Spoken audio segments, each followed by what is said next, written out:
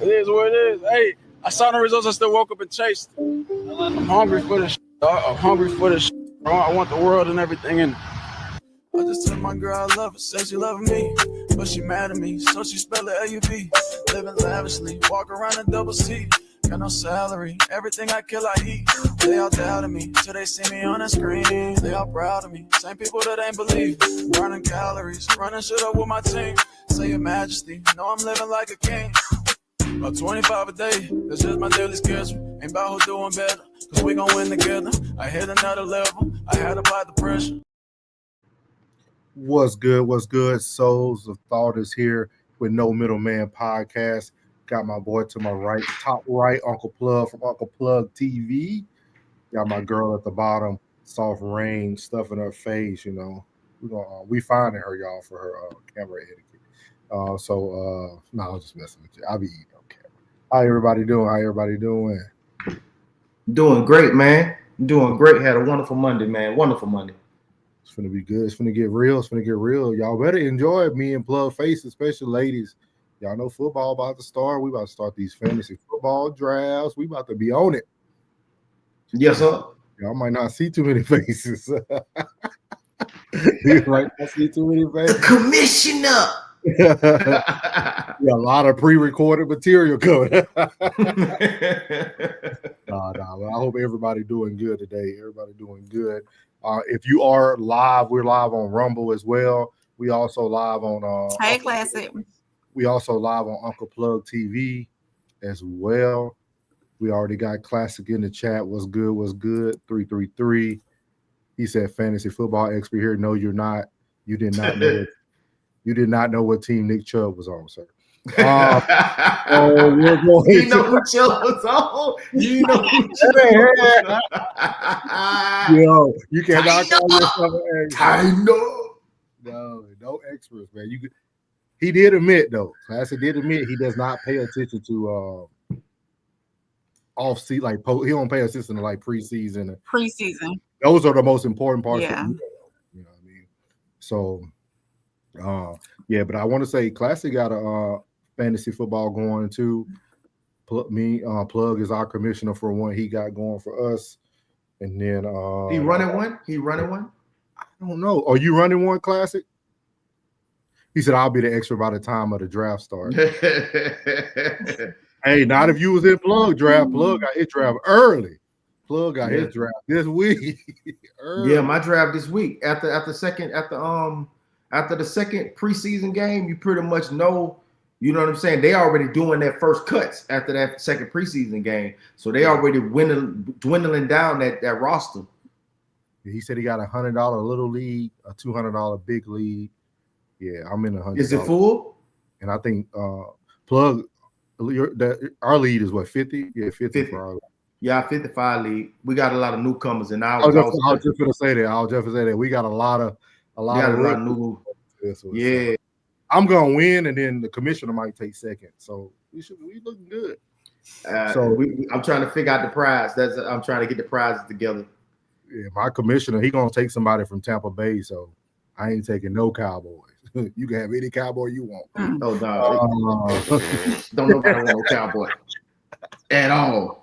He said his fantasy league is on steroids. Yeah, I think you know what. This kind of all topic, but you know, this is how we start the show. I think this year is going to be the biggest fantasy football year of all time. I believe that. I think it's a shift with the gambling of sports. Yep. And people are like, hey, we can gamble here. That's pretty much what you're doing. Yeah, you gambling. Yeah, so I think you're going to see one of the biggest shifts. You might start seeing some fantasy football almost like content if we could get ahead of it. I'm talking about, you might see some fantasy football content, like true fantasy football content. I was working on that today. That's why I got everything. I got my league right here, right now, man. I was just trying to get everybody in, man. That's the headache. The headache is getting everybody to participate. You know what I mean? That's the headache. That's the only headache, is getting everybody to get in. Just like I send out the text and let everybody know, get your funds in before the draft goes, so we can just focus on the draft. We don't have to worry about getting the funds in. I ain't got to go and hunt folks down. All grown folks in here. You know, so let's get the funds in so we can go and get started with the draft, and then you can start. Plug broke our rules. He wouldn't even be able to be in our league. He broke the number one bylaw. What's that?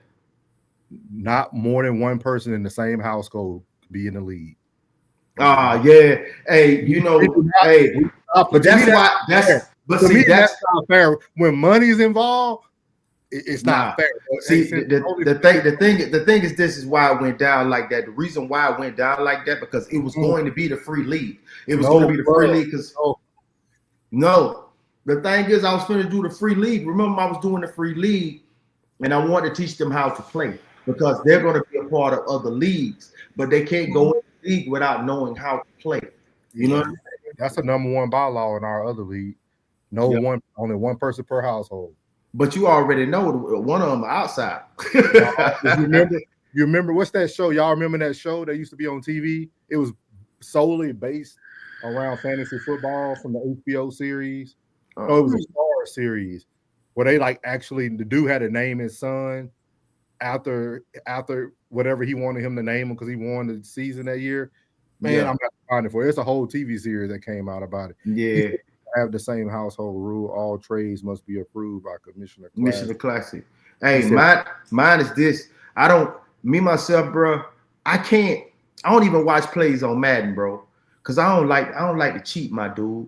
You know what I'm saying? I really like a stand-up game, bro. I can't celebrate like I want to if I'm sitting here and I'm doing things against the rules, man. No, that's just not me, man. Yeah. Just not me. You know what I'm saying? So I just love it like that. I love it like that. I like to keep things standard, man. I always say, go with me, because I'm gonna keep it standard, man. I ain't gonna teach you. I ain't gotta teach you to beat you, baby. I ain't gotta teach you to beat you. We're gonna let them slide this year, but that we normally don't let people in the same household play on the same league. Yeah. At that point, you got three people, they win. All the money going to one household. It's not really like right. Nah, not in this household. There ain't no pockets for it. Hey, everybody's a winner in the plug household. Nah. Don't. We don't do that, bro. We don't do that. You ain't gonna share your wins? Hell no. Hell no, man. Man, shit. I ain't on that type of time, playboy. Hey. Every man for themselves, man. All the time we come together for mine when it comes to fantasy league. Huh? You said, well, what's mine is mine when it comes to fantasy league, huh? Man, shit. Man, look. Everybody pull their weight right here. Hey, all the time we come together for dinner.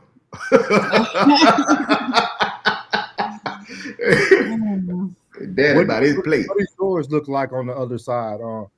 Because Classic was saying, he said in his league, there's no team defense. No team defense. We draft defensive players. Yes. I was looking at that today. I was just looking at that today. But then I changed my mind. And went with the whole defense, because when you're shuffling through, like let's just say, if you're dealing with the entire defense, that's more doable. It's more doable when you're talking about the whole entire defense. You know what I'm saying? It's in doing selected players, doing the corners and linebackers and all that. No, I looked at everything today. I looked at all possibilities. I also had some consultants, some other guys that that have been commissioners and other drafts that I've been in, and I consulted them and asked them questions on how I should run the league. So this is going to be my first time running the league. So I just, at the same time, boom. He said, offense and defense mirror each other in my league.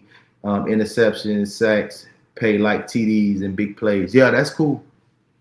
That's a lot. That's a lot though. That takes a lot you must be a heck of a commissioner. That takes a lot. That takes a lot. Well, no, when you can set it in the settings. You can put everything in the settings and set it how you want to set it. Yeah. You know what I'm saying? So everybody's pretty much, the only thing I think is the waiver. The waiver. Are you on ESPN or Yahoo Classic? He said he's been doing it for 10 years. What platform you on, bro? You on ESPN or you on Yahoo? Because all the guys I talked to, they was either on Yahoo or ESPN, but most of them prefer Yahoo. Yeah, everyone I've been ESPN. Yeah, he said Yahoo. Okay. Oh, okay. Most of them prefer Yahoo. Yeah, but all the ones I've been in Yahoo's before, but most of mine be ESPN. It's easier. The platform is easier. So I ain't even take a look at the Yahoo, but I was thinking about I was possibly doing another. I might do another one. You know what I mean? And but I got to see if I get the right people to come in. I ain't got time to be playing games, man. I got guys at the shop, man. I ain't getting but one guy from the shop that wanted to bust a move. Everybody else was like, "Oh, I'm thinking about it." I'm like, hey, nah, man. Look it up when you get a chance. Plug. It's on FX. It was called The League.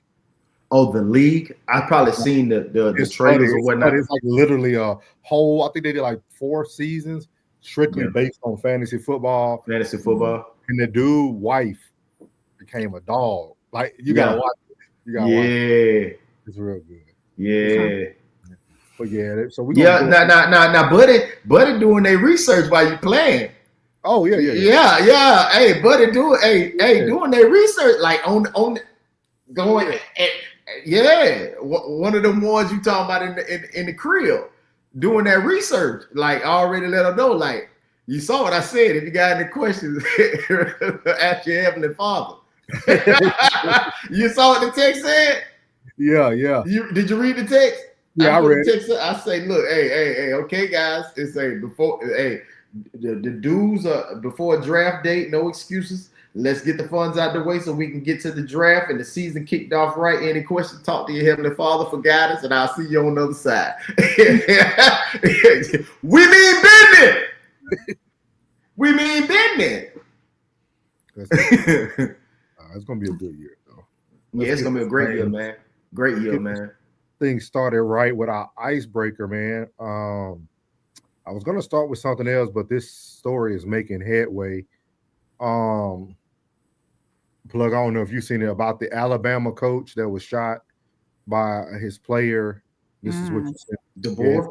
It's a football coach. He was the assistant football coach for an Alabama team, a team in Alabama. He was sleeping with the dude's girlfriend. And here you go. I'll play this. Then I'm going to play the second one that kind of goes with the icebreaker question for the night. And we have a new update this morning to breaking news that we first told you about yesterday morning. A Birmingham high school football coach killed in a deadly shooting. This morning, the man charged in that killing, waking up behind bars. Parker High School shared this post of Demetrius Beverly. The school says he was an assistant football coach. He was also a former football and baseball player with the Thundering Herd. The school went on to say that Coach Beverly, quote, gave his all to the Thundering Herd on the field and in our community. He was a mentor, a husband, a father, and friend whose impact will live on through the countless lives he touched. DeCorleon Robinson is charged with Beverly's murder. Beverly was found dead at Lakeshore Ridge Apartments Wednesday night. Police say Robinson was arrested in the complex's parking lot. He is now in the Jefferson County Jail being held without bond. All right, so that's that one. And then it's another one I want to show you guys. This is where the icebreaker question is actually coming from.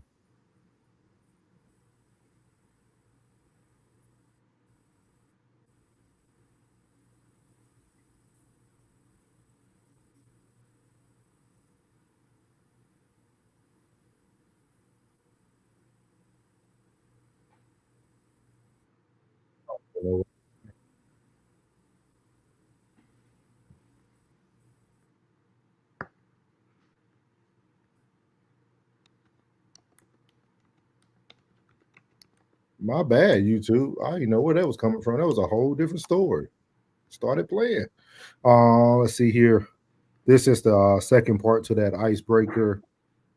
And this is where my question comes from for the icebreaker. Do you think this coach should be remembered? Central Alabama, after making school history, one local high school football team is preparing to climb another mountain, this time due to a tragedy. A Parker High School football coach lost his life earlier this week in a shooting. WVTM 13's Bryce Olsland spoke with the principal and the head coach of the school and has more on how this tragedy is impacting their community. Parker High School assistant football coach Demetrius Beverly was shot and killed at the Lakeshore Ridge apartment complex. He's a hard-working coach on the field. He does what he's supposed to on the football field all the time with game planning, and working with the coaches and working with the kid. He did a great job here at Parker. His colleagues remembering him as a solid coach on and off the field. He was a attention to detail kind of guy. He knew his ins and outs about football, on the field with the kids. He did a good job of breaking down field and understanding the game plan of each opponent. Investigators say Beverly and a woman were in the apartment when they believed DeCorleone Robinson shot Beverly and ran. Robinson faces charges of murder and possession of a machine gun conversion device. Head coach Frank Warren says the loss is painful for the players and the team as a whole. It was devastating to anybody to lose their life. I don't care how it happens. But, something we gained together as a team this year is going to be together. And it's kind of a moment that we're working towards, ends out of learning from this experience. And the guys here in the senior class to the point themselves to hold this team together. Parker High football won their first state championship just last year. The team hopes to win back-to-back titles in honor of their beloved coach. Life can be short. One day you're at practice, the next day you're gone. Just decisions, certain things you do in life, and just impact you in the long run. So it's just something here that would use the motto, just use this inspiration around the back. Birmingham, Bryce Olsland. So that's the story there. I do need to ask April. I need to ask you a clarifying question. Was that person who killed him another coach on the team as well? You muted. As far as I know, that was her boyfriend, the one that killed him. Okay, so he was sneaking around. He was the sneaky link, basically. So as far as what I've read and what I've seen on other videos, because he was coming through the deck or over top of the back porch to keep from going through the doorbell camera. Okay. Shout out to Calesta. Miss Weaver. Miss Weaver. Her name was Calesta. Okay. CC. We're gonna just say Miss Weaver. Yeah. Miss Weaver. Appreciate you. Oz, you ain't missed nothing. We just started. What's good, Oz? What's good? So a man popping another man over a girlfriend is crazy. Okay, we finna get to it. So this was the icebreaker. I want to get your guys' opinion. Do y'all feel like this man should be celebrated and remembered due to the actions that he caused on himself?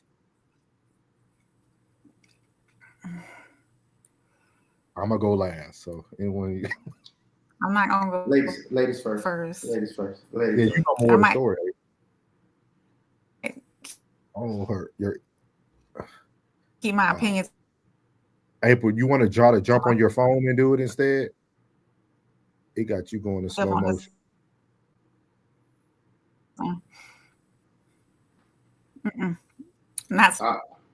I'll go ahead and go. Yeah, go ahead. I'll go ahead and go. Like my boy Classic said, a man popping another man over a girlfriend is crazy.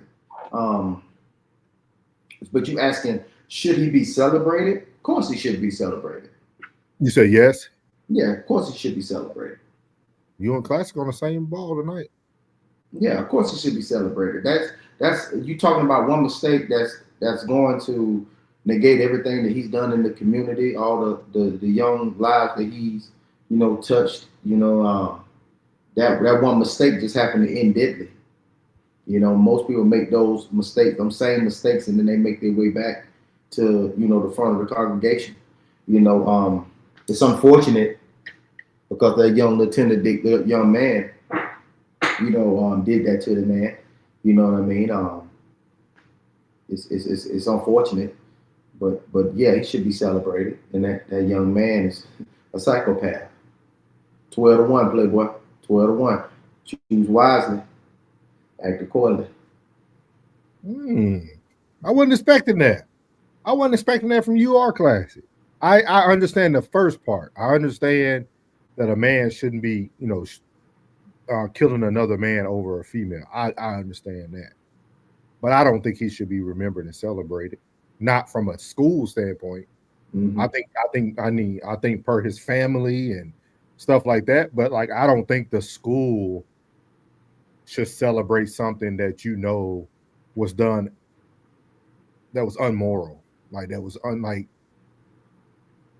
All right, can I give you this? A couple of years ago, it was a classmate of mine, and he was gunned down. Well, he had got killed. Yeah. I didn't know he had died. You know, it had been some years since I had seen him. The last time I seen him, we was like both at in my county where I'm from. We can't sell fireworks, so everybody normally goes to these tents that sell fireworks, and they be at like the Polk Hillsborough County line. So I happened to be on that side of town. I went to go get me some fireworks, and I ran into him at that boom. We wrapped up, you know, when they got our fireworks, went our separate way, whatever. So a couple of years later, it was like I see on Facebook they doing RIH, you know, rest in heaven, rest in peace, you know what I'm saying? Cuz, rest in peace, class, rest in peace. And I was like, what happened?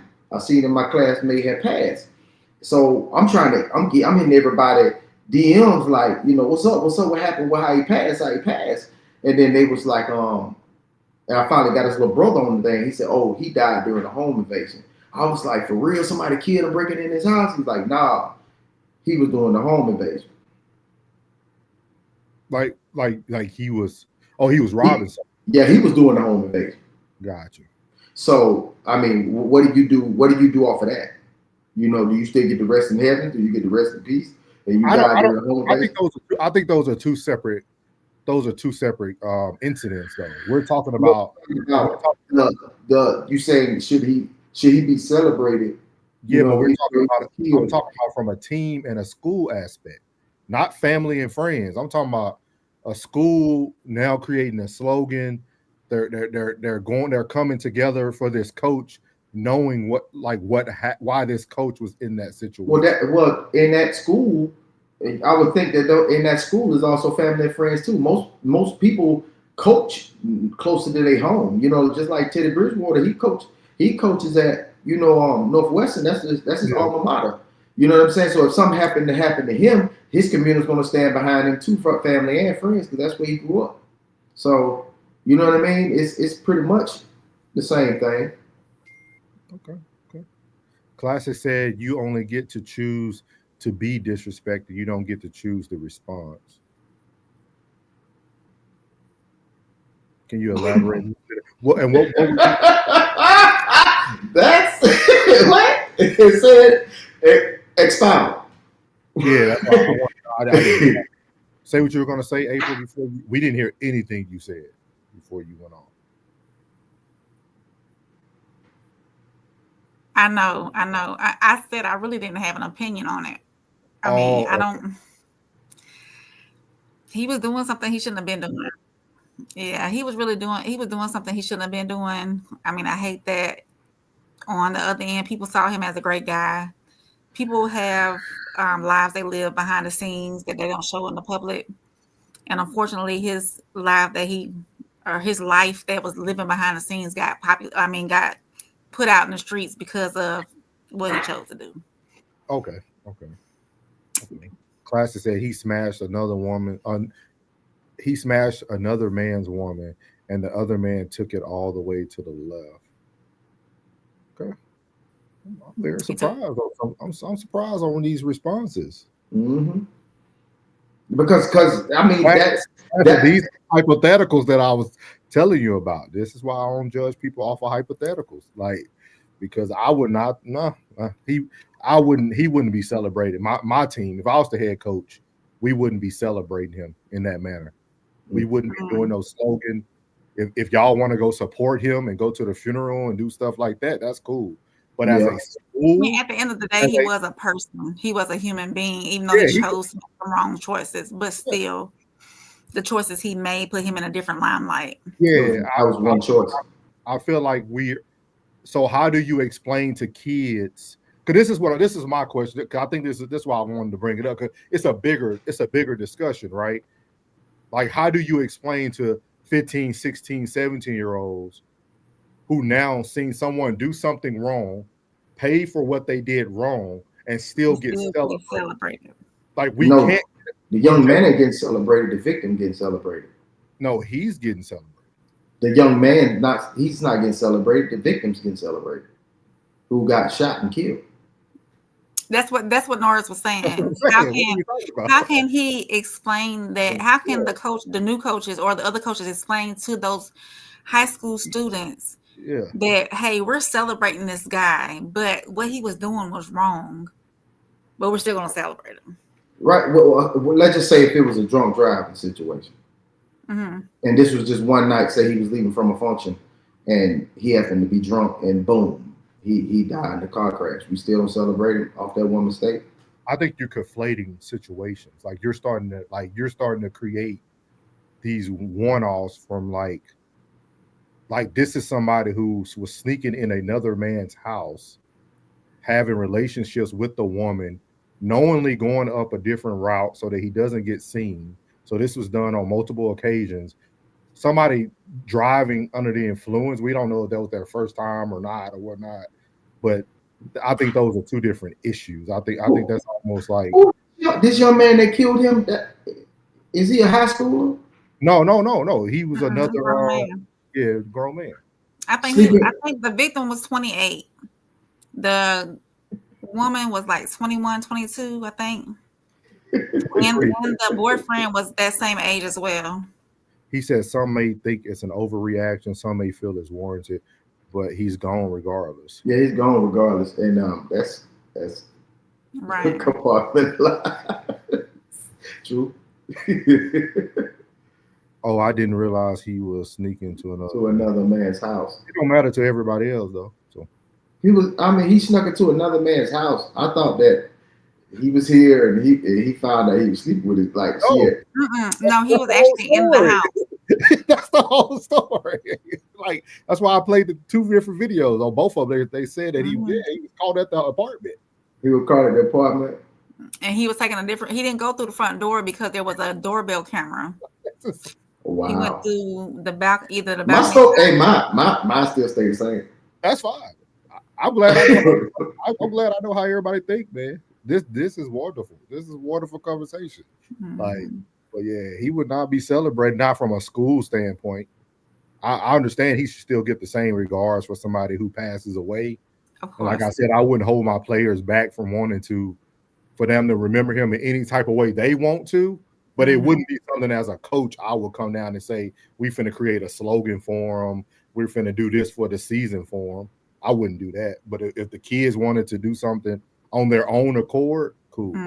Because you have to find a way to explain that. You have to, like, kids are going to have questions. We're talking about children. We ain't talking about, I could see if it was just a bunch of adults and we were talking about like college football or something. But these are babies. These are true babies. Like these are kids looking at their coach that they admire so much. Even the head coach, when you heard his interview, he said, even though how he passed, like he wanted people to understand that like they look at it differently. I said, I didn't realize he was sneaking around. He said, I thought it was like an ex. Oh, he F around and found out. Clay said one thing has nothing to do with the other. Coach was still a coach. All right. Well, I know where Classic and Plug stand. I really didn't get what with RP coach on my case. That's funny. So we're gonna move on to the next topic here. Let's see here.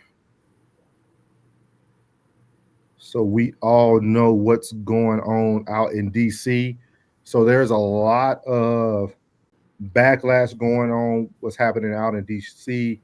Some of the blacks feel like blacks hate Trump for fixing the crime. So we're going to watch a little bit of this video, but then I also have some other corresponding videos that kind of sees a different version of what's going on from both sides of the house. So we're going to play a little bit of this and just get y'all opinions on what's going on in DC.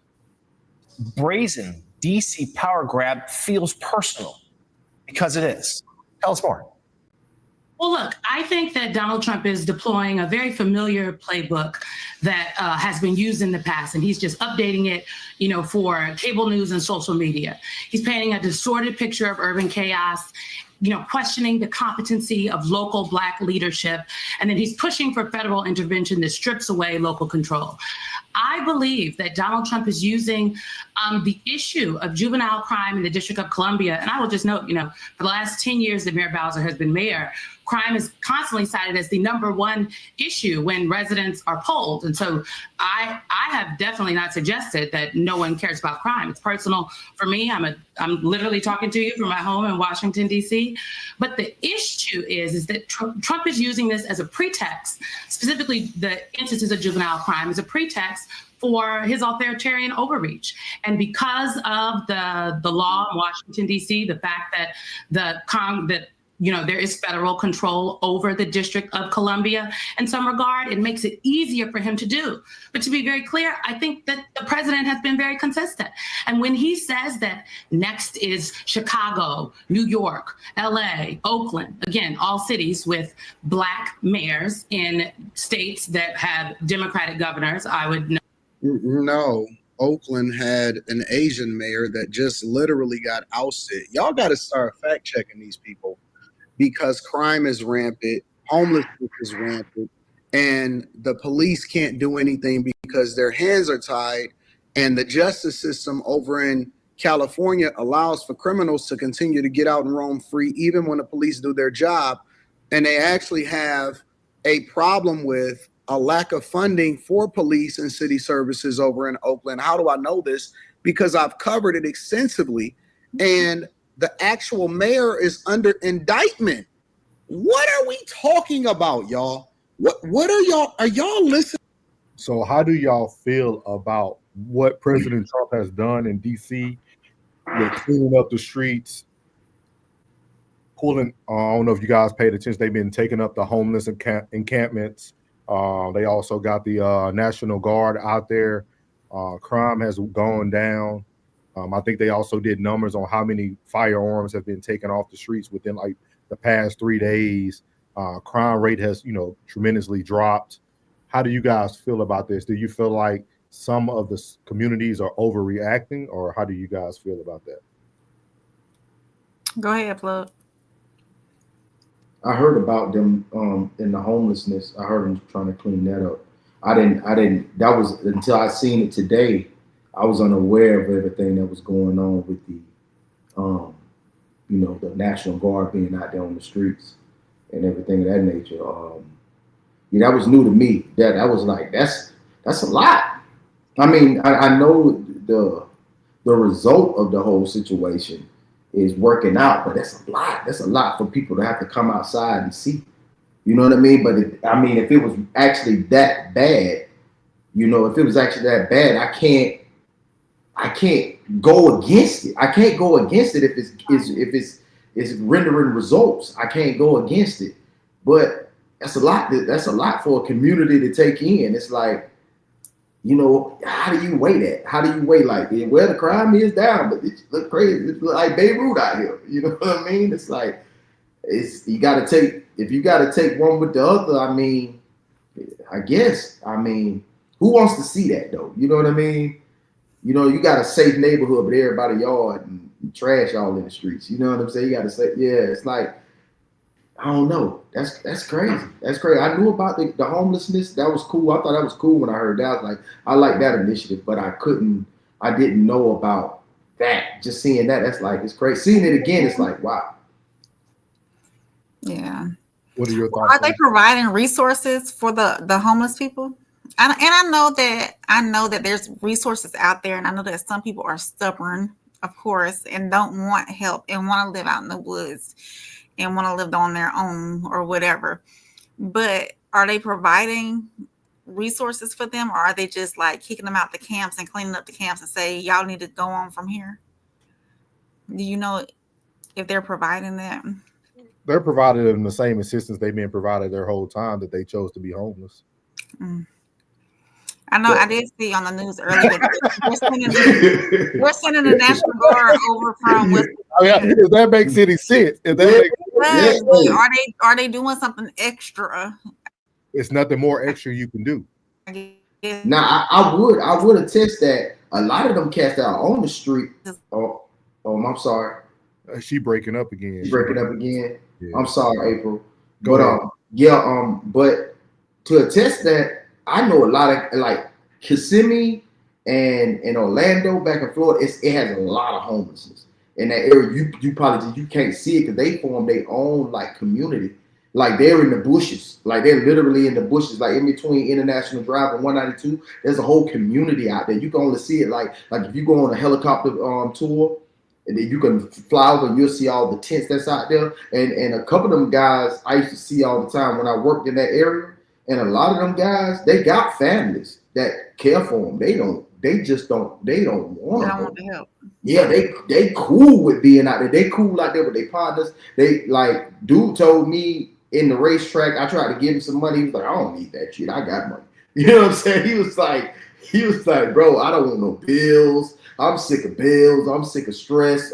He out there living carefree. He in their community out there, they're not nasty. They're just homeless. You know what I'm saying? They got plenty of places.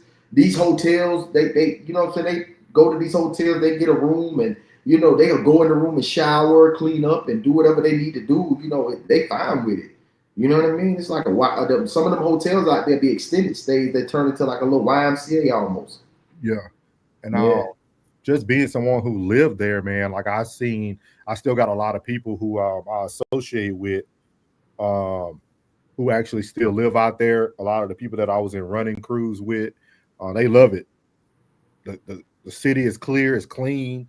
I don't know if you guys been to DC, but majority of the homeless people are actually white.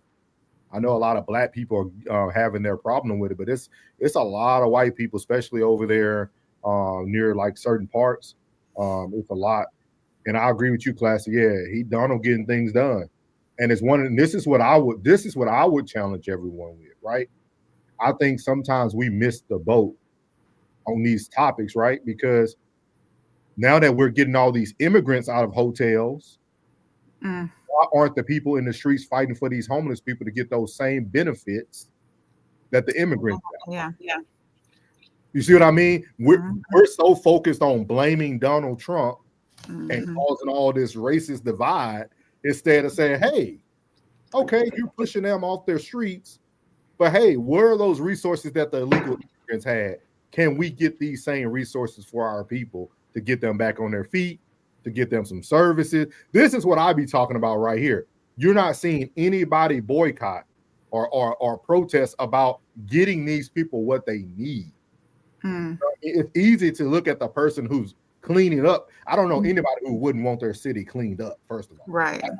I don't know who wouldn't want their city cleaned up. And I know a lot of African Americans are looking at it like, as you've heard that young lady say, a lot of people get into this victim or this fear mongering of, oh, they're going to do this to other black majority states and all that. Well, if they have homeless people out there and they want to clean up their state, they probably will. But the National Guard initially came out there to solve the crime issue. And if you guys get a chance to go listen to Mara Bowser, she kind of backpedaling now. She was with President Trump. Now she's saying that she's kind of against the plan of National Guard because it's taken away the actual resources of her police officers to do their day-to-day job. So you see both sides. Like assisting though, instead of, how is it taking away the resources? I don't know. I don't know how that works. I don't know if they probably doing a little bit more, but I don't know if you guys are aware. DC was already undermanned when it comes to, most states are undermanned. Well, maybe because it's DC, because it's like they fall under a different jurisdiction because DC is the District of Columbia. So so they probably fall under the same umbrella as federal. They both would be considered federal. I said the only concern I do have is the future presidents that this may cause. I'm assuming he's saying like them having to deal with the cleanup or the aftermath. Jen said there are resources, however, they are not being used. We need to stop feeling sorry for a lot of the homeless. They choose to live their life. Yeah, that's what Plug was just talking about. Well, I would say to Oz that, you know, it shouldn't take that long for it to be cleaned up. You know what I'm saying? Like we should go ahead and get that cleaned up, Oz. Yeah. I really feel like we should be fighting for the resources that the other people were able to get. I really feel like that's what people should be fighting for. He said, I don't be trying to hear about people's emotions. They were doing some local homeless cleaning up here in my city too as well. The local law enforcement was. He said, I was homeless for a bit when I first moved to Alaska. And yeah, that was the sentiment that I got from the community. Plug. They were content. Yeah. Most of them are He 100 agree with class. April, you cutting in and out. April, you might be better getting on your phone. You might be better getting on your phone. Jen said, I do feel like the government could be more supported by spending on the U.S. instead. Yeah, I agree. That's why I feel like most of the resources have to come from April giving up down there. It's okay, April. It's okay. If you could try your phone, it might be a little bit easier because sometimes the cellular data is better than that. Okay. All right. So I want to play this next video because we're hearing the negative side of things, but I want people to also be able to hear the positive side of how people think. And this is one young man. This is where our thumbnail comes from with the Gotham City. It's the old DC. So here we go. Understand it, and I don't think I ever will. Why the fuck is people that's not from the city saying DC's not that bad? Why is a nigga from Denver, Colorado saying DC's not that bad and Trump is just trying to be a dictator? Gang, DC is fucking like Gotham City, bruh. Like, y'all do not know. Y'all out of towners, Mo. Mind y'all fucking business, bruh. 4 infants got killed in a month. This shoot is every day. Carjacking is every day. The city is fucking wild right now, bruh. And it might say it's the lowest it's ever been. That's because these niggas is just not getting caught. There's so much shit going on. Y'all don't even know, bruh. I'm recovering from getting shot in DC, gang. So for y'all out of towners to be like DC's not that bad and this shit don't need to be done, y'all don't know shit, bruh. Like, for real, y'all don't know shit, bro. What Donald Trump is doing right now, getting the homeless off the street and putting all these law enforcement people in throughout DC, that shit needs to be done good. I'm tired of fucking Gotham City, gang. I'm tired of that shit, bro. I'm trying to go to U Street and not have to worry about running from fucking bullets, bro. I'm sick of that shit, gang. So I'm with you, dog. They'll feel it until it happen to them, boy. I'm trying to tell you, boy. He's so passionate. He don't know. He don't know what to say. He can't even run ticket.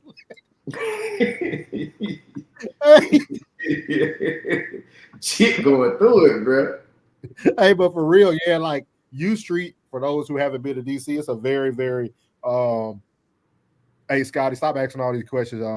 Uncle Plug is on the podcast. Thank you, sir. Stop sending those text messages. So my watch blowing up over here. He said, April, you're muted. Yeah, I don't know. April, you was trying to say something while you got some service? No, I didn't have. I'm good. I was saying that he was passionate about it. He was like, yeah, that's all. Yeah, I think a lot of people don't understand, like, being there and being a part of it is totally different than people sitting behind their computers or people visiting.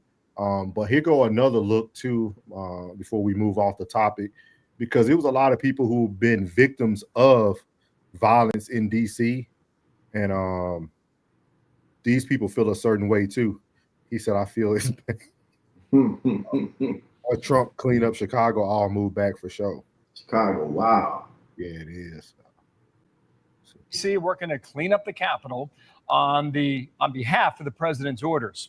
Also, as they ramp up their efforts, we're reminded of the painful reality for the victims and families who have been impacted by violent crime in our nation's capital. My brother is not a number. All these people are not numbers. They are humans. It is frankly due to the grace of God that the 4 steps he did get in didn't kill me. You had some, April? While I was sitting in the hospital recovering, I found out my attacker had just been released from prison the day prior. I go to those crime scenes. I sit with those families who the medical examiners is picking their bodies up off the ground. I deal with this. It is a problem. I deal with the fact of me having a paralyzed son, the mental anguish that he goes through. I looked at Eric's stashes and I said, Eric, you haven't died in vain. Things will change so other people are safe when they go visit DC or work in DC. And that's my goal, to make people safe. Griff Jenkins has more for us in Washington. Hi, Griff. Hey, Jana, good morning. And while the stats show this 30-year low in violent crime here in D.C., the reality on the streets tells a very different story. And for many victims of crime, this is personal. Asia Tamimi lost her husband 4 years ago, and her sons have been victims of gun violence. My husband first. So as you see there, I just wanted to show that because a lot of people go for the stats and the numbers and things of that nature. But it's a lot of people who actually appreciate what President Trump is doing of all races, not just one race, not just one side. And I think it's very good to get information from everybody. And like people don't understand when you live somewhere. Even Classy said it for Chicago. He said if he can bring in the military, let's get them right. I think a lot of people will be up for that if they city really needed it. I know my city back home, Shreveport, they can definitely use it. Definitely use it. People getting shot every day, no matter what. So what are your guys' thoughts on that, seeing other people's opinion and stories about that? It's a big The only influx. thing I gotta say is if that's what it takes, then that's what it takes. If the local law enforcement needs assistance and they can't do what they need to do, then so be it. Do whatever it is that they have to do to get things done. Definitely. I co-sign that. Whatever they can do to get it done. Folks want to be safe. Yeah. Definitely. I thought it was a very interesting topic. It's a lot going on down there in DC, man. A lot going on. But I think it's a good thing. I always think it's a good thing when things are moving forward. And I want people to start thinking, hey, this is temporary. National Guard is temporary. Them cleaning up the homeless encampment is all temporary. They're doing something temporary to hopefully have a long-term solution. And I think that's what we need to start thinking about. Be where your feet are. Stop worrying about what they're going to do in Chicago or what they're going to do in California. If you live in DC and the crime rate is going down, you're able to walk your dog in peace. You're able to run around the city in peace. That's what should be the most important thing. I would never understand someone arguing about their safety and the safety of others. Yeah. I would never understand that. I see a big influx of your people, your folks from Shreveport moving to Texas. In this area, a big influx, bro. Like they're like, man, I can't take it no more. Barbershop, Yeah, I see a lot of them, bro. I got like at least 10. Yeah, and that's 10. That means that's 10 families that been left out of there saying, man, I can't take it no more, bro. And I ain't the only shop, so I just imagine how many people then escaped out of there. You don't just move away; you escape when it's a war zone around you, man. It's a drought, man. It's a drought in Shreveport, man. And just imagine we don't even have half of the resources that DC has. Yeah, not even a third. Not even, I want to say a half. Not even a third. You know, my brother is law enforcement there, so I hear about it all the time. So I tell people all the time, man, like there's nothing wrong with improving your life. There's nothing wrong with people having to be a little bit uncomfortable to make a change. We have to get comfortable being uncomfortable.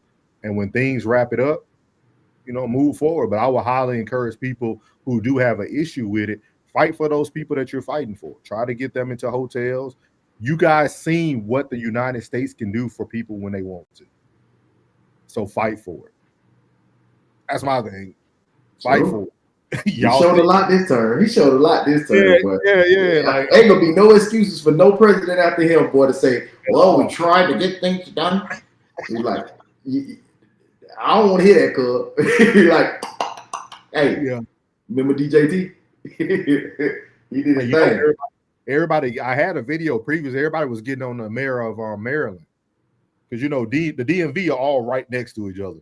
And Baltimore is still like number 3 on the list and number 4 on the list for murders. And they were saying, like, why aren't you bringing National Guard to Baltimore? I mean, the DMV are all connected. I mean, you can get the Maryland just by crossing the border of a bridge. So, and he was arguing and pushing back. And I really feels that it shows that he doesn't want to improve his city. You know what I mean? Because people are now trying to push back on the governor out there. But I know him personally, man. And that's DC, Maryland, and Virginia, the DMV? Yeah. Okay. Yeah. So, but yeah, good topic, man. Thank y'all for y'all feedback. This one right here, though, this next topic.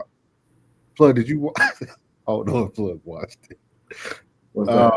I don't know if you watched this one. So, did you watch this one? Oh, yeah. Okay. Yeah. You did?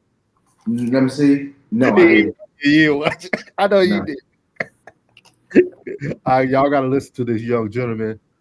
The question for this young man is, he said, I resent black men. So I want you guys to hear why he resents black men. And I want to hear like what you guys think about him resenting black men. I know Classic gonna definitely have something for this. So let's see. To just like earnestly acknowledge that I do have a vendetta against black men.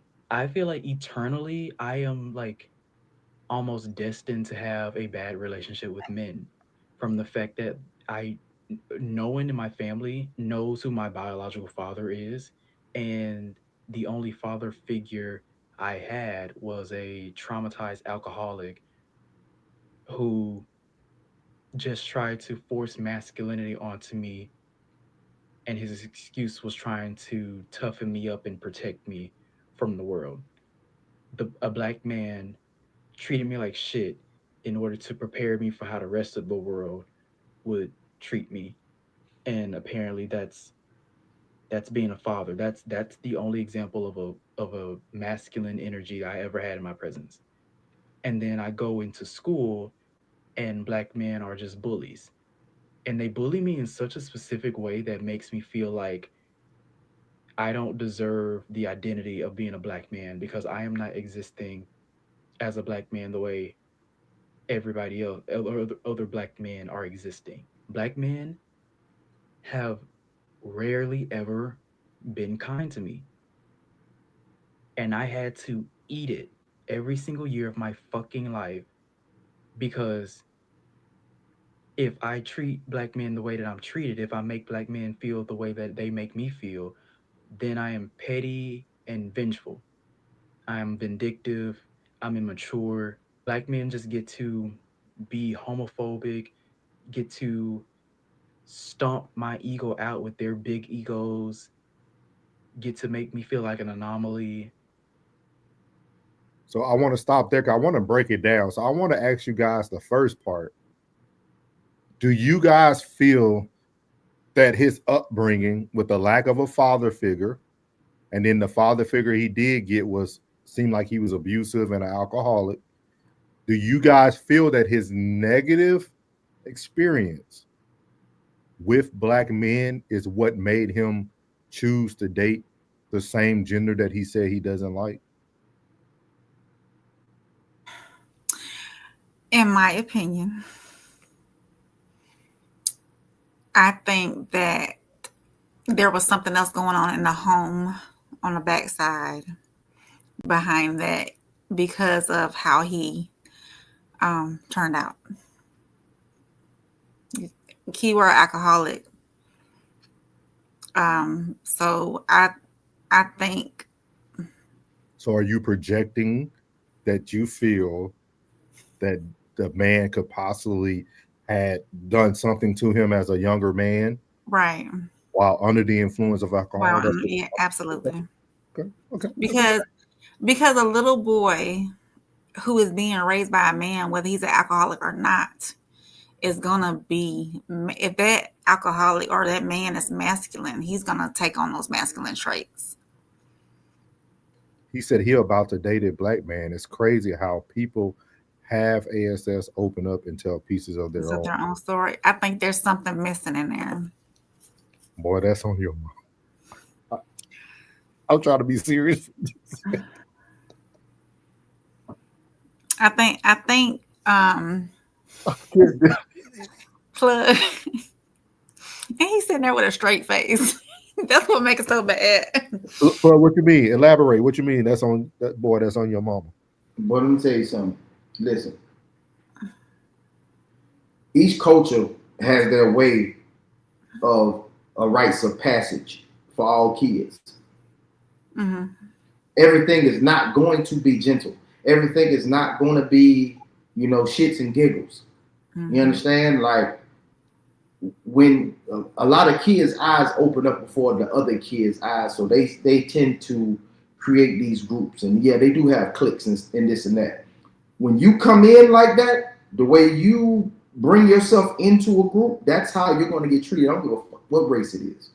I don't care what race it is. How you come into that group, that's how they're going to treat you. Every white group ain't going to be like, hey, how's it going? How you doing? What's your name? Jamal. Every group is not going to be forthcoming for you to be, to be who you are. You're going to have to learn how to maneuver in this world, period.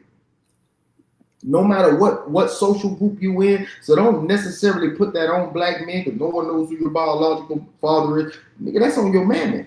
Mm-hmm. That ain't got nothing to do with that's on your mammy. Don't put that on black men. That's on your mammy. And then that's on your mammy again on the dude she brought back around you. That's on your mammy. Don't put that on me. Don't put that on Norris. Don't put that on Classic. You break it up again, April.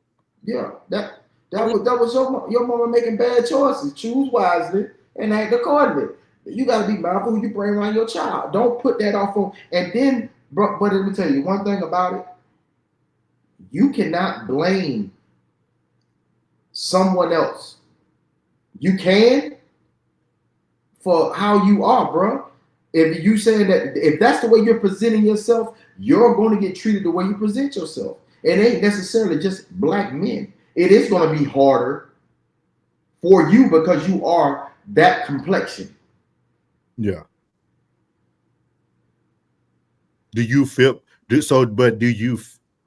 like any of his upbringing could have dictated his outcome? Yeah, it's on his mama. Of course, that's on his mama. Now I gotta ask: is she an only child, or is she the third sister of four?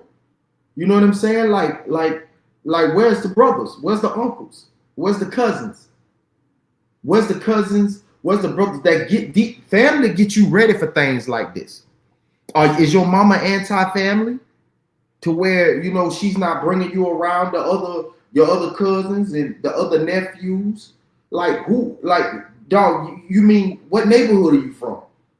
Your close vicinity is what gets you ready for everything else. You just went so broad and went and just said black men. You're gonna resent. I'm kind of confused because he resents them so much, but it's the same people he loves. Yeah, that's the same people you love. What's wrong with you? Weird. That's weird to me. Like that's off. The whole thing had me like, this on your mama, bro. That's why I haven't watched it all. I want to kind of finish it with y'all. I want to see what else he's gonna say. I don't know if he's just gonna continue bashing, but I don't. Go ahead, finish it, bro. I don't know if he's gonna end up telling some story or not. I ain't listening. A black man has never not described me as anything other than weird. A black man has never like it specifically hurts because I've seen black. I just went through this recently, bro. I swear I just went through this recently, and no, I just went through this, and I understood. Nah, go ahead, bro. Go ahead. Yeah. I'm sorry. Go ahead, bro. I mean, the same black men that would bully me in school treated other people so kindly and so nicely, especially if it was a girl, or especially if it was one of his homeboys. It was somebody he played football with, somebody he played basketball with. But because I didn't resonate with them, I got treated like fucking shit. And then if I tried to stand up for myself, I'm literally putting myself in danger, in like physical danger. That never made sense to me. Like, you get to bully me, and if I stand up for myself, you take that as a threat. So then I've always just had this fear of black men, and also just had this like resentment and hatred for black men, because it's like, wow, why do you get to exist in that capacity, but the capacity I want to exist in irritates you to the degree where you class a black man who I went to middle school with. I don't even get to shut off. I don't get to protect myself from black men because I am used to black men treating me a certain. Okay, so it looked like he played the victim role the rest of the way. It don't look like he tried to take any ability for like where he is in that was my big thing. Because at first I was like, this would be a decent topic because kind of like what April said, you could kind of see possibly how that could affect him, like his upbringing. But then for you to continue to go on and only generalize black men, but also still be attractive to what you say you hate. He almost sounds like an angry black woman. He said he likes black men. I'm assuming that's who he dates. He ain't I saying ain't hear him say it, but you just assume out the gate. I'm assuming. He a sugar dumb. I might be making an A out of myself, but I'm gonna assume. He a gummy bear. Hey. He a hair bro. Hey bro, hair bro. He's a gummy bear. I'm telling you, like I don't know that. That's the best. That's the best way I could think about it, because I'm like, I don't know if he's dating or not. I don't know. It's not. It's what Oz just said.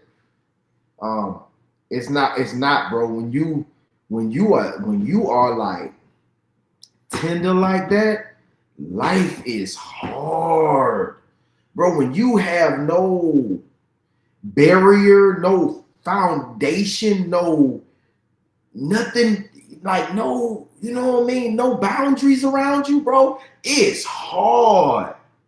I can't imagine being that kid that was done like that. You know, like everybody say they undefeated. If that's the case, then everybody should be Golden Gloves. You know what I'm saying? You know what I'm saying? And I ain't taking none away from somebody. You know what I'm saying? Like, well, it took me a few, bro. Yeah. That's the only way you can get right. That's the only way you can be like, okay, all right, last time. Yeah. So I cannot imagine allowing that one defeat to allow me to crawl in a corner. I can't imagine that, bro. I can't imagine going. My heart goes out to an extent. Yeah. But something about myself, I gotta be a man. Like, regardless if I had a man in my life, bro, I gotta be a man. Yeah. You know what I'm saying? I can't even be around my partners and be soft, man. Like, I can't imagine that being a little tenderoni. You know what I'm saying? I can't imagine somebody just jacking me up like this right here every day. Every day. Like that little kid that's getting jacked up every day by the same bully, getting smacked and thrown in a locker. I be like, what? Who did this happen to? Like you saw Buddy turn around and run the other way. I'm skipping school because I'm scared to go to school. Man, I can't imagine. I don't know. Maybe I just wasn't built like that. But I just can't imagine. I can't imagine that, bro. I can't imagine that. I feel sorry for you to an extent, bro. Yeah. You feel bad for him a little bit, but it's almost like he would have to explain to me how you are attracted to the same gender, regardless of race, that you feel is so horrible to you. You would have leaned more towards women. You know what I mean? If you're a woman, you get up under it. Yeah. And lock in. Why you want to get your booty? Yeah. Why you want to get your booty tickled? You understand? Like, I don't know, man. Most men aren't built like that, but yeah, that's true. I mean, I'm not telling you to be Patrick Swayze in Roadhouse, bro. I'm not telling you to be, the kid that was in Little Giants carrying the refrigerator on his back. You understand? I'm just saying being a normal red-blooded, bro. You know what I'm saying? Like, somebody do this. Hey, man, hey, bro, don't, you know what I'm saying? Bro, don't push my head no more, bro. Even if you're going to take an L, at least let them know. At least get a swing off at something, bro. Like, don't allow somebody to just do you continuous like they sometimes you got to take an ass whooping.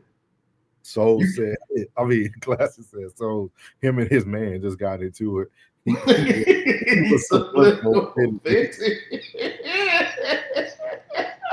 it was something I didn't want to say. Plug, I think Plug hit it on the head though, because like I know it's hard to hear it. He said, "No, I agree, Plug. No punk, never." Yeah, like I agree. Oh, you good. I just need you. We're gonna need your comments on this next one though, on our last one. But I agree with what I was gonna say. She just threw me off with that. Plug said it at the very beginning when he said, "It's your mama." This is what we're going to see more of from single parent homes, are those what we want to call hyper independent women who end up being single. You're going to see more and more of this. You know what I mean? Even if what April was saying was true, I think it goes back to what Plug said. How did your mother vet? How did she pick? Who did she bring around her son? How long? We did. These are things we talked about when we first started No Middleman. Like, these are the things we talked about. How long you take to bring somebody around your kid. You know what I mean? You know, and I think we also did a video about a man who was very upset that his mom wouldn't tell him who his dad was and all that stuff. Some of these men need to understand who their fathers are. Maybe she should try to reach back out to his actual father and bring him into his life. He might. This might be a tipping point. Don't nobody know who it was. So yeah, your mama, your mama was Cock Diesel. She had that thing to the ceiling fan, man, on a regular basis. You know what I'm talking about? Crazy. But we got one last one. I hate that April is having technical difficulties, but we have this one video. If anybody want to chime in on this last one, it's actually this lady that talks about kind of what we've been talking about in the chat with April and Alicia and our argument. She's gonna say a lot of things that we just said this week and last week. I said, but look at this Nancy boys. They're raising the day. Single parent household is killing us. Yeah. No problem. Yeah, if you can, April, that's cool. But bad decisions are killing us, Oz. Bad decisions, man. Yeah, that's very true. Bad decisions is killing us, man. You know what I mean? Hasty decisions.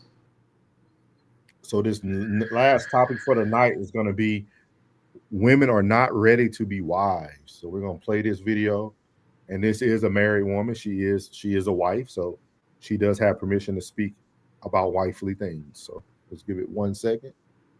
Ruffle a few of y'all feathers, but it's all right. Y'all be okay. So that a lot of women aren't really prepared to be a wife. And let me just go ahead and elaborate on that, okay? A lot of them want the ring. They want the house. They want the man's last name. They want all the things, right? They want to be my man, my man, my man, my man. But when you step out, are you really representing that man the way that you should? And I'm talking about, like, when you're out in the club and you know that there's other men hitting on you and you are enjoying that attention, are you okay with being like, you know what? No, like, let me go ahead and reevaluate the type of outings I'm going to go to, because I for sure did. When I realized that I really, really was like rocking with my man and we were going to make it official, I didn't mind leaving the club scene behind. Not that I didn't go back out to the club. Don't get me wrong. Me and my husband still was out together. You hear that? Together. I just was not out mingling with random people just because I wanted to go out and have a good time. Like, my good time consisted of going out on dates with my husband. My good time consisted on like finding activities for me and my man to do, not for me and my single friends. No shade to my single friends at the time, but I was literally like wife me down. Like, I was on that type of time because I wanted kids, I wanted the marriage, I wanted all those things. So I also had to make adjustments. Like, I had to leave an old version of me behind, and that was my choice. See, some women are afraid that, oh, if I get with this man, he's gonna want me to change. Listen, that's not how real love works, okay? That's not how it really works. My husband didn't ask me to change. He didn't say, hey, stop partying. He said, hey, if that's what you want to do, that's fine. Like, you know, like, I'm not trying to stop you from living your life. But it was me who was just like, you know what? No, like, I actually want to try this, you know, this type of life with you out, because I'm having way more fun with you anyway. Now, with that being said, life does not stop just because you get married. So some people would be like, well, life don't stop because you get married. Of course it does not stop. However, you do reevaluate a lot of situations. I'm not going to put myself in a predicament where people can run back and tell my husband, hey, did you see Simone at woo woo woo? Did you see Simone at woo woo woo? I'm not about to put myself in a situation where men feel like they have the availability to even come and talk to me. Like, no, when they see me, they gonna know, like, no, that's Damian wife. And that's just period, right? That's how I'm coming behind my man. Now, what I am going to say is that if you are looking to be married, be okay with leaving some activities behind, especially if you know that the environment is not for a married woman. Carry yourself with some standards, some morals. It's not just about your man, but it's about yourself too. This might. Okay. I think she wrapped it on home at the end. We, you know, of course, we're gonna start with ladies first around here. So, this young lady said, you know, y'all feathers, but it's all right. Y'all be okay. We didn't ask you to come back. So, how do you feel about that, April? If Alicia, if you anywhere in the chat, how do you feel about that too? Y'all were talking about y'all besties at the bar the other week. So we definitely got to know how y'all feel about that. Yeah, like classes say, good women be loud or be louder. I said her husband is a blessed man. Absolutely. And she is absolutely correct. And all the key words she said in that. Where'd you go, Norris? Wait. Where'd you go? I'm here. I'm here. I'm here. All the key words she said in that video. No, I need to see your face. Come on back. I'm trying to let you be able to speak without worrying about my nonverbals. No, you're fine. You're fine. All the key words. He's been on one today, classic. All the key words in that video was when I got my man, when I got married. At the end, yes, she did say, when you decide to you want to get married, yes, you start changing your environment. Yes, you start, going to different places and doing different things and acting wifely. Yes. But throughout that whole video, except for that small little snippet, she said, we're going to let her live real quick, class. We're going to let her land. How did I hear that wrong? Don't stop. You got service right now? Go ahead, man. Throughout that whole video. No, at the very beginning, she said, when I figured out that I was going to be serious about my man, before it was her husband. Right. Then after that, she just referenced him as her husband. But she changed the way she was moving before they were married. And then they were married, yes, but she had a man. And then she closes the end up to make sure that women like you don't argue the point. She closed the end up and say, if she started out saying, you might gotta stop hanging with your single friends, go to environments that are suitable, right? Or for you, if you don't want to be available to men, you still have to do wifely things before you get a husband. You cannot be a side chick and then think you're gonna be a wife next week. What's that phrase they say? I don't curse. They say you can't turn a 304 into a housewife. Okay, but go ahead and finish. But who said that they were 304s? No, I was just giving that term. But that doesn't make a 304. Don't try to move it. I just said I'm not that trying to move the goalposts. Classic. Did you hear it like I heard it, Classic? Even Plug said, yeah, thank you, Plug. Most wife material women only want to be around their man. Your man. I get that. Honestly, I get that. I get that. Yes. I am what? Single. I don't have a man. So you feel like you don't have to move as a wife because you don't have a man? Not necessarily. I'm not saying that. Can you just answer it? Do you feel like you don't have to move as a wife because you don't have a man? Yes or no? Be careful. Move as a wife if that's what you desire. Absolutely, yes. Oh, Alicia, you just came in. We might have to replay it for you. If that's what you desire, yes. Okay. Because it's just go ahead. Replay it for Alicia. Yeah, but it's just okay. It's just like a man coming in and saying, "Hey, April, I'm gonna get a job once you become my wife, and I'll show you I can provide." No, that is. No, it's not. That's a husband thing. It's to be a provider and a protector. So would you take a man that say he never had a job, he's trying to find his wife? You gonna take him in, and he haven't showed you that he can provide for himself yet, or even you? Man, as soon as I met you, I would have got my first job. I would have got my first job as soon as I met you, girl. You was my inspiration. I'm gonna replay it while she. I gotta pull it back up. Hold on, give me 1 second. What's your thoughts on that, Plug? While I'm pulling that up. Well, what that? What little mama said? No, yeah. I know that most women that I've dated in my past, a lot of them, they be on that wifey tip, and most wifey tip women want to be around their man. You know what I mean? They don't want to go hang out. They don't want You know, they'll be fine with, double dating, triple dating, whatever the case may be.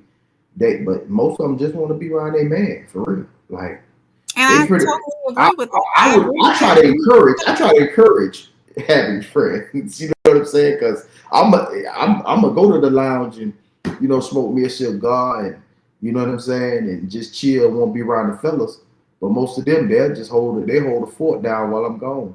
You know what I mean? So most women that I've seen that are like that, they be around their man. Most of the men of the women of men that I be around want to be around their man. They don't be out. They don't be in the club. They don't be doing none of that.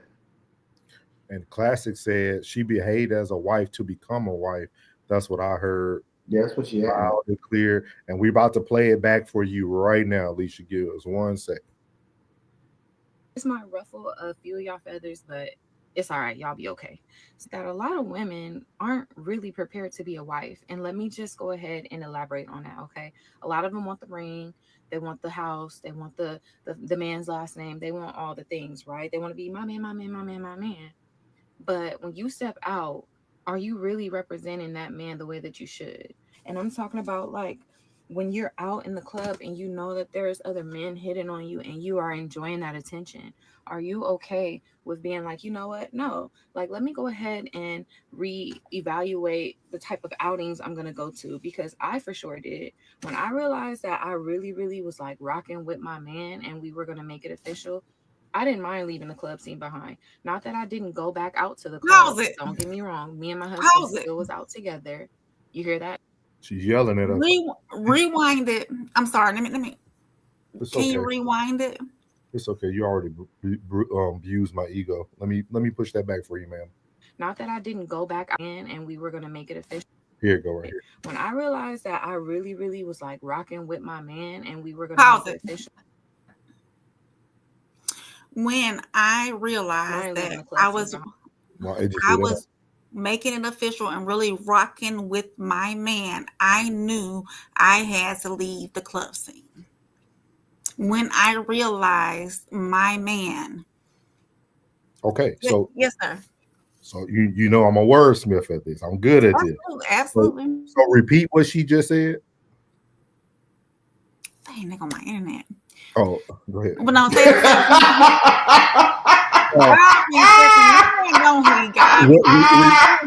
What you gonna say? Repeat what you just said. Repeat what I just said. Repeat what she just said. Say, Dave, my We internet. said when I got my man and I realized that I can't repeat exactly what she just said. Yeah, but when she got her man, go ahead. No, go ahead and say. She realized that she was really rocking with him. She changed her ways, right? Right. When she started to rock with him in that way. Okay. So what would have happened the moment she found out that she was really rocking with him? Mm-hmm. She changed her ways, right? Right. Listen to me. That didn't guarantee her marriage, though. They could have broke. Okay, so listen to me. They could have broke up in the midst of that. She recognized what she needed to do to become a wife. So she did it. It's not about the man. She realized what she needed to do. She's taking accountability that you're not taking of. She's not worrying about her partner. She's taking accountability of what she needs to look like as a wife. Because she said she was serious about her man, she didn't know he was going to lock in with her. Marriage is still chosen by and controlled by the man. Right. So that's what I'm saying. So regardless, she made a change for herself, not for her husband. She knew what a wife looked like. And that's why I'm saying, that's why I asked the question, could a man come to you and never? Yes, and I'm single.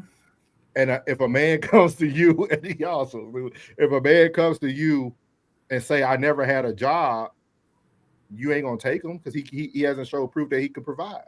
You can't put the job and going out for entertainment the same way. You're right. So how would you like that to land? Did you get enough, or you need to hear the whole thing? I said, Plug, when you hang with your friends, I always know their brides are showing up. Our friends with them as well. Class said, they were not married. She No, they said, were not married. She said, "My man." When I said- look, go ahead. when I Go ahead. go ahead, I'm done. She said when she realized she was rocking with him and they were going to make it official, meaning become a couple. I know, classic. I'm trying to play wordsmith here with her. Thank you. I agree with that. She I answered. agree. She said, yes. Uncle Plus said, be ready so you don't have to get ready. Yes. She said, can I hear the rest? Okay. She wants to hear the rest. I think it's going to try to, I think, let's see here. Hold on. Fine. Not that I didn't go back out to the club. Don't get me wrong. Me and my husband still was out together. You hear that? Together. I just was not out mingling with random people just because I wanted to go out and have a good time. Like my good time consisted of going out on dates with my husband. My good time consisted on like finding activities for me and my man to do, not for me and my single friends. No shade to my single friends at the time, but I was literally like wife me down. Like I was on that type of time because I wanted kids, I wanted the marriage, I wanted all those things. So I also had to make adjustments. Like I had to leave an old version of me behind, and that was my choice. See, some women are afraid that, oh, if I get with this man, he's going to want me to change. Listen, that's not how real love works. Okay, that's not how it really works. My husband didn't ask me to change. He didn't say, hey, stop partying. He said, hey, if that's what you want to do, that's fine. Like, you know, like I'm not trying to stop you from living your life. But it was me who was just like, you know what, no, like I actually want to try this, you know, this type of life with you out because I'm having way more fun with you anyway. Now, with that being said, life does not stop just because you get married. So some people would be like, well, life don't stop because you get married. Of course it does not stop. However, you do reevaluate a lot of situations. I'm not going to put myself in a predicament where people can run back and tell my husband, hey, did you see someone at whoop, whoop, whoop? Did you see someone at whoop, whoop, whoop? I'm not about to put myself in a situation where men feel like they have the availability to even come and talk to me. Like, no, when they see me, they're going to know, like, no, that's Damian wife. And that's just period, right? That's how I'm coming behind my man. Now, what I am going to say is that if you are looking to be married, be okay with leaving some activities behind, especially if you know that the environment is not for a married woman. Carry yourself with some standards, some morals. It's not just about your man, but it's about yourself too. So that's what it was, Alicia. There, Alicia and Jen have their own personal conversation in the chat, and then A few of y'all feathers, but how did this thing? Okay, let me get you off of here. It just God must want that wifey talk to be the loudest. I'm sorry, God. Let me get her off the screen. Let me get her off the screen. Okay, God was just playing it on his own. I ain't even control it. Just want y'all. And if you guys don't know, it is Double Mint Monday. So double talking is qualified today. Soft Rain said, Classic said, like I said, she behaved as a wife in order to become one. Soft Rain said, I agree with that, Classic. So do you agree or disagree that she changed her behaviors before she became a wife because it was her choice? Absolutely. That's what we've been trying I to agree. Okay, that's what we've been trying to explain to y'all a week ago. Because she said she changed her environment, she changed the clubs because she wanted to be a wife. But Alicia might not agree with us. I think April just being I don't even know the word I would call it. I think she just agreeing to agree. Uncle Pug said, April, you might need you a bow and Luke Duke. And oh, I get it. She better start going to the slopes too, huh? That's not my forte. But no, honestly, yes, I agree that women should move like wives if they desire to be wives. Okay. But my point is, and I think the men are missing it, in that video, she said that when she acquired her man, she then realized that she should not be going out environments to draw attention from other men. Okay. So when she received that man is when she said, hey, oh, let me start doing I got that in me. I can be a wife. So let me start doing that now. Okay. That's how she heard it. Okay. What you said, Plug? I'm not. She's not totally wrong. She's not totally wrong. She's more right than wrong. You more right than wrong, like for real.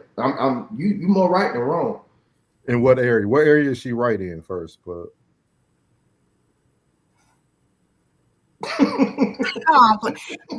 that she stated. She did state that. She said that when she was realized, she was still going out, but then she said she was still going to the club, but she stopped that type of behavior that she had in the club. That doesn't take away that she was not a wife. It was somebody that she finally wanted to lock in with. Right. But she did say in my right ear that she did say that that she wasn't doing the same. Like she was still going to the club, but she wasn't entertaining random people. Like say when she was first going to the club, like anybody that would come up and talk to her, she would interact with them. Then when she kind of locked in with Buddy, she was still going to the club, but then she wasn't interacting with people like she was. And then she said, I'm just gonna get out the club altogether. Then she left the club. But the second time that she said she was going to the club, she said, I was going with my man. Man. Yeah. But before she said that she was going with a man, she said that she was still going out. She was still going out, but she wasn't with the same behavior that she was prior. Then she was going out with her husband. Then she was like, let's get out the club altogether. Then because she was making that transition, she made it seemed like a quick transition out the club. Right. When she realized that they wanted to lock it in. For story purposes, they did. For story purposes, it sounded quickly. For story purposes, I'm gonna have to be like Dr. Umar. It sounded quickly. For story purposes, it sounded quickly. That sounded like a lady who was speaking with a man who she finally said, hey, this man is everything that I desire. Right. I'm now going to lock it in. That doesn't mean they got married. No, they got married. Yep. That mean they became boyfriend and girlfriend. Mm-hmm. And that probably was that move-in factor. That move-in. And then she can still go out. He said, I ain't trying to change you. So he was like, she can still go out. So now she was like, I'm out there in the club, but I'm not with the same behavior because I do got a man at the crib. And then it was like, now I'm going out with my man. Then we out the club all together. And then Alicia said, I'm just wondering, where did she find her man, though? Because she was going out to the club with her girls a lot. I ain't hear a lot, but I ain't hear a lot. I mean, how often do you go to a damn club? I think it depends on age. Yeah. I think it depends on age. I was done with the club at like 25, 26. But I think the biggest thing we missing is that she changed her behavior because she knew what she wanted to be. Yeah. Just once she had her man. If you let me finish. I'm sorry. Let me mute my mic. These unsubmissive women now. Well, I'm telling y'all, man. Whew. No, but for real.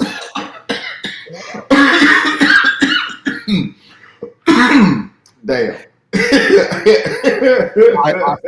I still think what the women are missing is that she changed her behavior because she noticed it. It doesn't, just because she felt a certain way about him, she didn't know that was going to amount into her husband. But she also knew what characteristics had to change to be a wife, because he wasn't looking at her as no wife. I can guarantee you that. She repeated that she started going with her man. Classy said she ain't saying nothing about him having to show her enough to feel safe enough to be submissive either. Mm-hmm. But she was like, wife me up. She said I wanted that. She said, wife me up. I wanted the kids. I wanted the marriage. She wanted all that. She wanted all that. Alicia creating her own story. Alicia said that he found her in the club. Okay. All right. All right. We can't even argue that today. We don't know. And she was on the pole and all. You know, she was coming down from the ceiling. Coming down from the ceiling. I just think it's funny how we can still miss what behavior had to change for her to become a wife. No, I'm not missing that. That's all I care about. I don't care about all the other nuances. No, I've understood the whole purpose from day one. Yeah, I've understood it, but that's what we've been trying to explain, is that you can't keep going out here to sit down at the sports bar and have a few drinks and vibe with your girl, with the availability of men being able to talk Have to you. accessibility. Have Yeah, accessibility. knowing you gotta think about it, she younger than y'all. So she had time to grow and learn. Y'all should already know these things. We shouldn't even have to preach these things to people 35 and up. You should know that, hey, if I'm trying to find a man, I don't need to go to these happy hours no more. I need to be happy at home for an hour, take care of my kids, cook in the kitchen, and look at it. No, go ahead, April. Go ahead. I mean, outside of the normal, you know, I'm looking for this, that, and this. These characteristics of the loyalty, trustworthy, somebody I can feel safe with, protected with. Like, I wonder what a single mother with kids is actually looking for. Like, I want to know, like, just basic. Like, just basic. What are you looking for? Because I think that, is it eye appeal first? Is it eye appeal? She said April can do what she wants at this time. Yeah. I'm not necessarily. She's not looking. They're not looking. And I think she'll look at 50. I think at the bumps and bruises of it all, like when I said it before, like I said, the trauma should make you stronger. You know what I mean? So a lot more things. Like if you've been to the ends of that, the bullshit in a relationship, like what makes, like, there shouldn't be no more red flags. When a motherfucker put you in a box the way you don't even want to look for a motherfucker no more. Like you don't even want to look for a person anymore. You don't want to look for an individual anymore. You just prefer to stay to yourself. That's, to me, that's like not wanting to go outside. You know what I'm saying? Like you've been mugged or robbed, and now you don't want to go outside anymore. Right. I get what you're saying. In my situation, personally, I have a lot going on. I'm a single mother, no help from the other side. I work 40 hours a week. He is in extracurricular activities. I am finishing up my bachelor's degree. And honestly, at this time, I don't think that I have the time or the capacity to give someone who's deserving of me, like, their time or time to them. So I can't be selfish in that way and be like, hey, I want you here, but I can't give you myself fully because I got all of this on my plate. So I would rather wait until I know I can free up some space. Maybe my son get a little bit older. But in the meantime, I don't mind going out on dates or being courted, because things could change. High school or college? I don't know. I wouldn't think college. I think when he gets a little bit more independent. Yeah, I wanted to raise my idea too, bro, because I want to say. Listening. Go ahead, I'm listening. So you know that you're going to need a little bit more time, but you still want a man to court you. So you want to possibly waste another man's time, knowing that.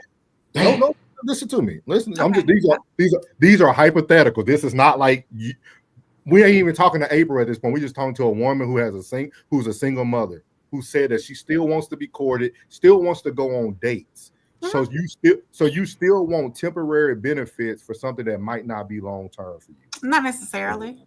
Okay, explain. That's why I'm asking. Not necessarily. I mean, that's a good question, Plug. So this is good.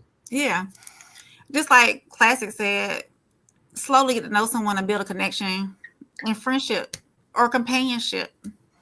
Not necessarily be rooted down with somebody so quickly. I mean, I understand that. Yes, Classic. Absolutely. You make time for what you want to make time for. And it's possibly, but I feel like I would be being selfish. You got backup today. Don't worry. Just said don't waste the time if she up front and he chooses to continue. Right. If I tell you, hey, I got X, Y, and Z on my plate, this is what I can give you. If you choose to stay around and we have fun every once in a blue moon, then that's what it is. I would like to get to know you. If it moves further, then it does. If it doesn't, then it doesn't. No feelings are hurt. So with that like scenario you gave, so you said, but what if you grow? Like, what if you want to move forward, but you gave this man the green light at the beginning, saying like, hey, what it is, and you gain emotions, and then now that's not what he wants to do. Are you okay I with would have that? to keep my feelings in check as a woman. I would true to myself, and knowing that the situation might not go any further, I would have to keep my feelings in check. Period. So while we doing this, are y'all monkey tussling? Good question there, Uncle Blood. That's a good question. Cause I'm tell you, the whole dynamic changed once the monkey get tussled with. Once the monkey get tussled with, it's a whole nother monster. It does. It's a whole. I don't care. I plenty of situations where when that monkey start getting tussled with, and that muscle start muscling, you know what I mean? It's a whole different scenario. Yes, Plug. Yes, most likely they go. I mean, we're grown. At the end of the day, we're grown. Physical attraction happens. They have to keep whoever I choose. So that whole scenario, that whole scenario gonna change. Oh yeah. That whole scenario gonna change. But once that monkey get tussled, y'all gonna it's gonna move forward a lot faster than you assume. So my question is this then, man, Plug, this is a great question, bro. Thank you, Plug. This is a great question. Because it makes you think as a man, because now we're hearing a woman's opinion, right? Mm-hmm. And I'm hearing a woman say, like, I got to keep my emotions in check. Mm-hmm. So why are you even going into the waters of dating or courting if you know companionship? Every human being desires companionship and friendship. You got your son for companionship. I want to take all that off the table and see, because that's why I ain't really want to put the body count in there. I don't ask about that. I don't ask about that body because I'm grown. Right. and monkey tussling, and because monkey tussling is a part of it. So you're gonna have to, you know what I'm saying? Once you get out there, get in the game first. As soon as you get in the game, I tell y'all, lady, man, you got to get in the game first and get that monkey tickled, so y'all can go ahead and see what's the next phase. Because even when somebody might be slightly involved, when that monkey get involved too, they gonna start to change. Just as well as you gonna change, they gonna start to change too. You know what I mean? Depending on, you know, how you know what I'm saying, how murky the swamp is. And you so stupid. And the definition of companionship is a feeling of fellowship or friendship. So you're seeking a friendship that you're gonna put your body out for. No, not necessarily. Okay, so what are we doing? Like, you have to put the body out. Huh? Everybody don't experience magic, Norris. Everybody ain't lucky enough to just experience meeting somebody and be like, dang man, I think I like this person. Sometimes they gotta go through a different phase. Sometimes you gotta, man, sometimes headboard breaking, you know what I'm saying, come into play, and then boom, you know what I'm saying, we back, then everything started to escalate, everything started to build from there. So you might have to go 1, 2, or 3 you know, to find out that. But Plug, as a woman who knows your ultimate, I'm assuming, this is me assuming, April, you can correct me if I'm wrong. I think April's ultimate goal is to become a wife. Absolutely. If that's your ultimate goal, why waste time on companionship, courting, and dating with someone that you know that you're not going to have the possibility of reaching that with, possibly, just because of your situation or vice versa? Like, why not just continue to better yourself as a female and be the best female you can be, so that when your child gets older and you're truly ready to move that way. I don't think it's realistic. You don't think it's realistic? Okay. Because I mean, at this age, you ain't got no time to waste. At this age, you ain't got time for the traditional courtship build into. But you got time to put bodies on your body. I didn't say anything about putting I'm bodies. Not talking about you, April. I'm not talking about you. You talking about generalization? Yeah. This is y'all. Whoever watches, this is any single mother. Yeah, this is any single mother. And when you're in the game, sometimes you ain't got time for no appetizer. When they come, all right, bring us some water and 2 Diet Cokes, and we're going straight to the entree. We ain't got time for that. We came to eat so we can get to the show. We came to get something to eat, or you know what I'm saying? Because I can't bring you back because I got a jit at the house. I got a kid at the house. So you know what I'm saying? We might be going somewhere where it's $79 to $99 a night, and we coming straight from the meal, and we going straight to the get to. Like we trying to mirror on the ceiling with the mirror on the ceiling. The mirror ain't got to be on the ceiling. It could be in the corner. I'm trying to just to see myself. At the end of the, it's like, look, no real talk. We used to have a little spot in Shreveport. You know what I'm saying? Like, an hour. but at the front, even know he giving you his discount because he already know what it is. He see the age. He see the age bracket. This 40 or better. He already know. He by 27. He said, I already know what's going on. This either a couple. This either a couple trying to get away from this, somebody watching the kids, or they just meeting, or they been on a couple of dates and they trying to go do what they do. So he might hit you with the employee discount and let y'all get that thing for $6 to $8, $79, and you go in there and some sheets up, and while you in there bathing, she in there straight in the bed up like she worked there. You know what I'm saying? We had a hotel like that in the city, in Bossier City. Yeah, it was $19.99 an hour. They played a little corn on the TV. Yeah. And you had the mirrors on the ceiling. Everybody in the house. Sometimes you gotta at this age, you're gonna have to get to it and see that's where it's at. And then everything else comes later. You know what I'm saying? Now you showing them how you keep your house clean. Now you showing after y'all didn't, because sometimes you get that out the way.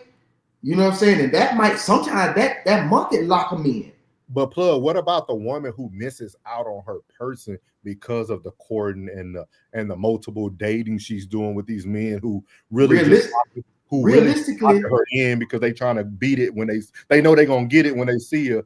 She can miss out on her person because realistically you ain't gonna find them. You can't find her ass.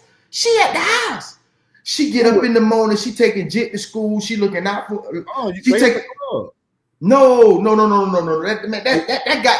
goddamn girl there. She probably been married for 5 years and she probably 31. I'm talking about these mothers with kids that are about 11 to 15. That's 38 to 44. The ones that ain't got time, they going straight to work. Kid getting on the bus.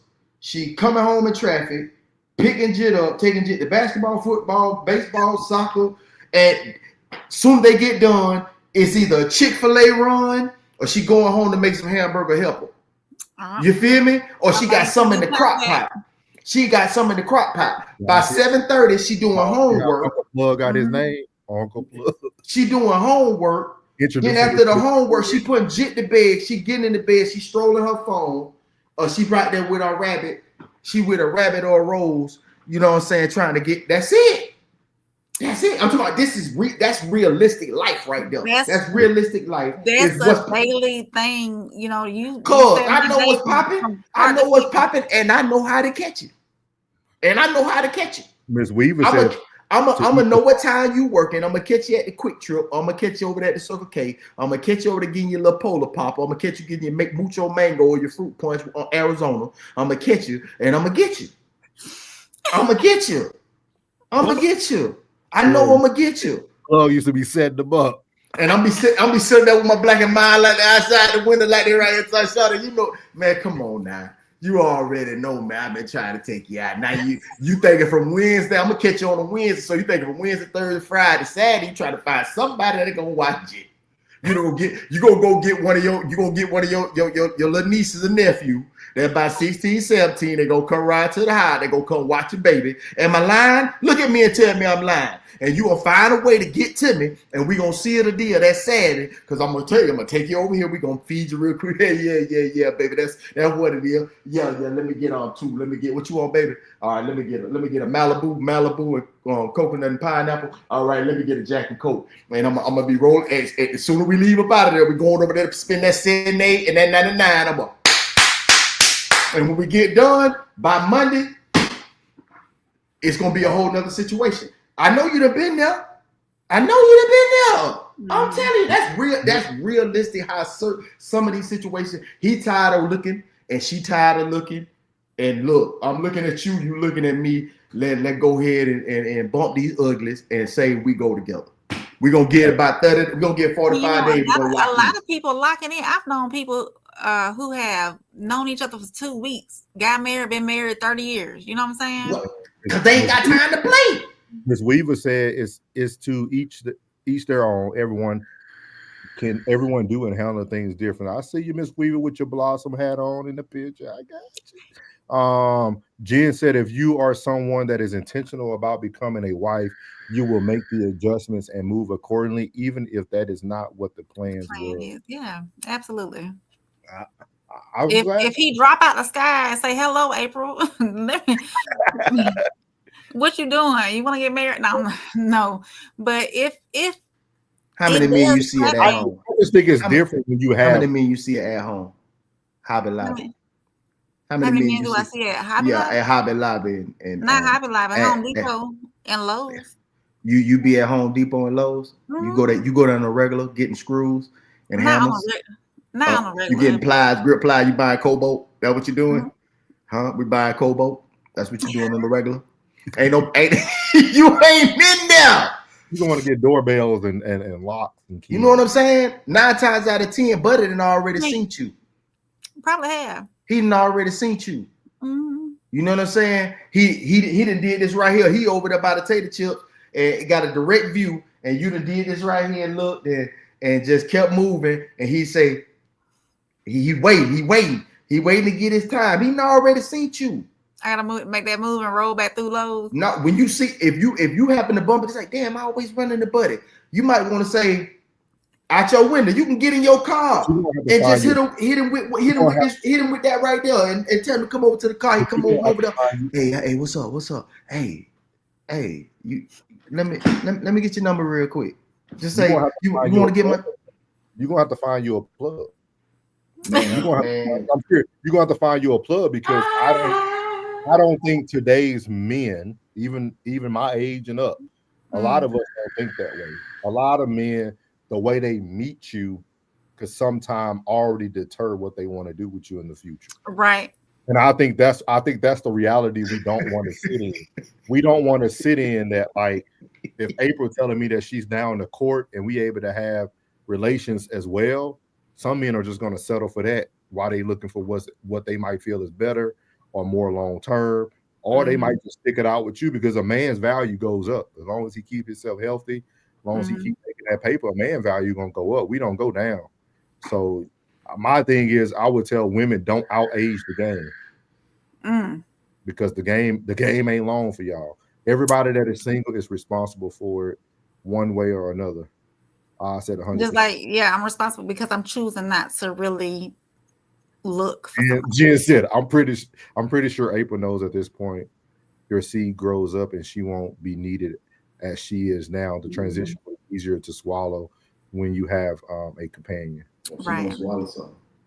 You so stupid. But no, that was actually a good question, Plug. That was a very, very, very good question, man, because we don't think about it a lot when it comes to single mothers and then moving forward.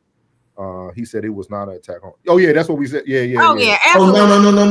Definitely when that. Thank you, Classic. That's because I mean, it just so happened that she happens to be in the when we have these conversations about. She said, when we have these conversations, it seems to be that like April's the focal point because she's the woman on the panel, but it's not about her. Oh no, I totally get it. Yeah, but it can be about her. Just to be, you know what I'm saying? It can be about. We just be showing y'all. Men. We just showing y'all men out there how difficult she is going to be to handle. That's all. So when you pick her, what's the 2 things they got to do, Plug? Choose wisely and act accordingly. When they show you they feathers, just show them. They show them. Hey, when they show you, hey, that's all they got to do. Yeah. Thank you, Plastic. Like that, Class, you got them eyes, When they show you who they are, just remember when you pick Buddy, I'm telling you, Buddy already seen you. You know what I'm saying? Like her plate wouldn't even be that full with all the responsibilities if it was some monkey tussling. I promise you that. Oh yeah. I believe it. I'm telling you that schedule get clear real quick. Be like, damn man, we had April on middleman in a minute. Man, we gotta go find us another female panel. Hey, you better bring that nigga up to the panel, cause hey, but she's somewhere with a Gideon in the closet. I mean, it's a Gideon in the drawer, man. It's a Gideon, you know them Gideon Bible. That would be in the hotel, the Gideon. She's like, I ain't got no service over here. Man, I'm telling you, she over there tuning the boo, man. She ain't stuck no panel, man. That's over with. I done got all the game I needed, man. That shit over with, man. We gotta put a pin on that question because I wanna ask that question too. To a lot of women. Put that in a pin on that because I want to ask that question. What things are you willing to give up in your present day to pursue the man that you want? Why do I have to pursue him? I mean, you know what I mean. Like you found somebody. What are you willing to get? What are you willing to give up? He said, Classic said, prioritizing independence and stability for a woman is hustling backwards. So let me read that one more time. Prioritizing independence, independence and stability for a woman is so. If you prioritize being independent over your stability, which meaning marriage, you hustling backwards. Women should prioritize interdependence. So being married, being in a relationship. Prioritize happy. I understand. Prioritize happy. All the other shit don't mean nothing. You know. I don't care how much bread you got, boy. I'm trying to tell you, if you ain't happy, you ain't happy. I don't care what your house look like. I don't care what you're driving. I don't care what going on. If you ain't happy, it's a done deal. You dig what I'm saying? It's a done deal. To be unhappy, period. To be unhappy, man. Unhappy is a disease. You know what I'm saying? They need a vaccine, and it's called monkey tussling. And see, we thinking about this. See, y'all, we up here talking about these single women. And a man was willing to jump over a back balcony and get killed over some cootie when it's a bunch of and it's 12-1. That's all I gotta. Hey, y'all, man. Hey, listen, man. 12-1. The number 12. I mean, see what I mean? Look at what men are going through to get some when there's women out here who are highly available. That's why I always say you can't. You are.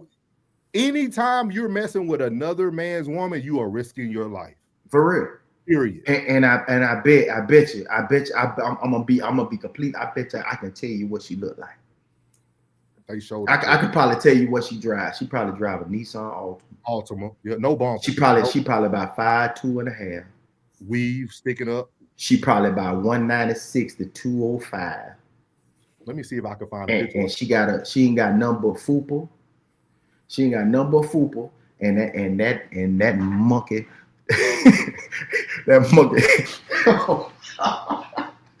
monkey, I'm trying to tell you, but hey, when them boy, when you hear, when that baby, when Buddy is pulling motor out of cars, when Buddy is kicking down doors, when Buddy know which window he done left unlocked, he going to your son room and hit. You better check that window. He probably left that window unlocked. He doing all kind of inspected gadget behind the scenes. You know what I'm saying? Stuff like that. It's because that.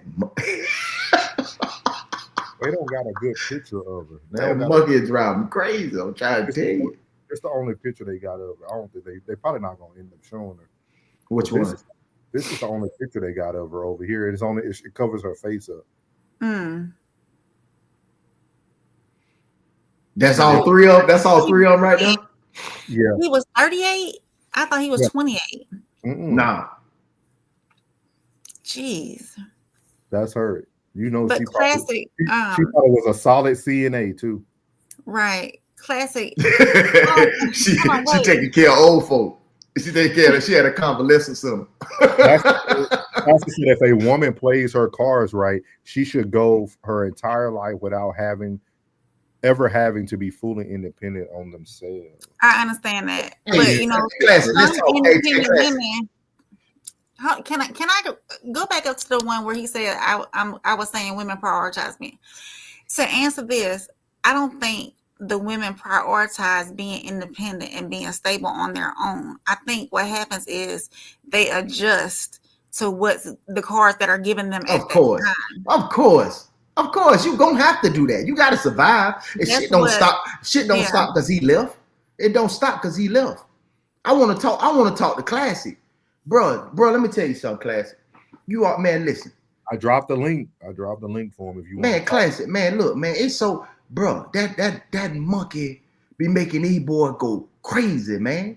You see how Tender Dick he didn't unalive somebody. He didn't unalive somebody behind that monkey, man. Mm-hmm. That monkey got him going crazy. Most of these cats out here Tender Dick, for real.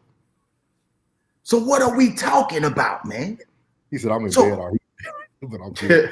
I'm in bed already. He do get up at 4 a.m. He do get up at 4 a.m. Man, I'm telling you, man, these boys out here, they Tender Dick, man.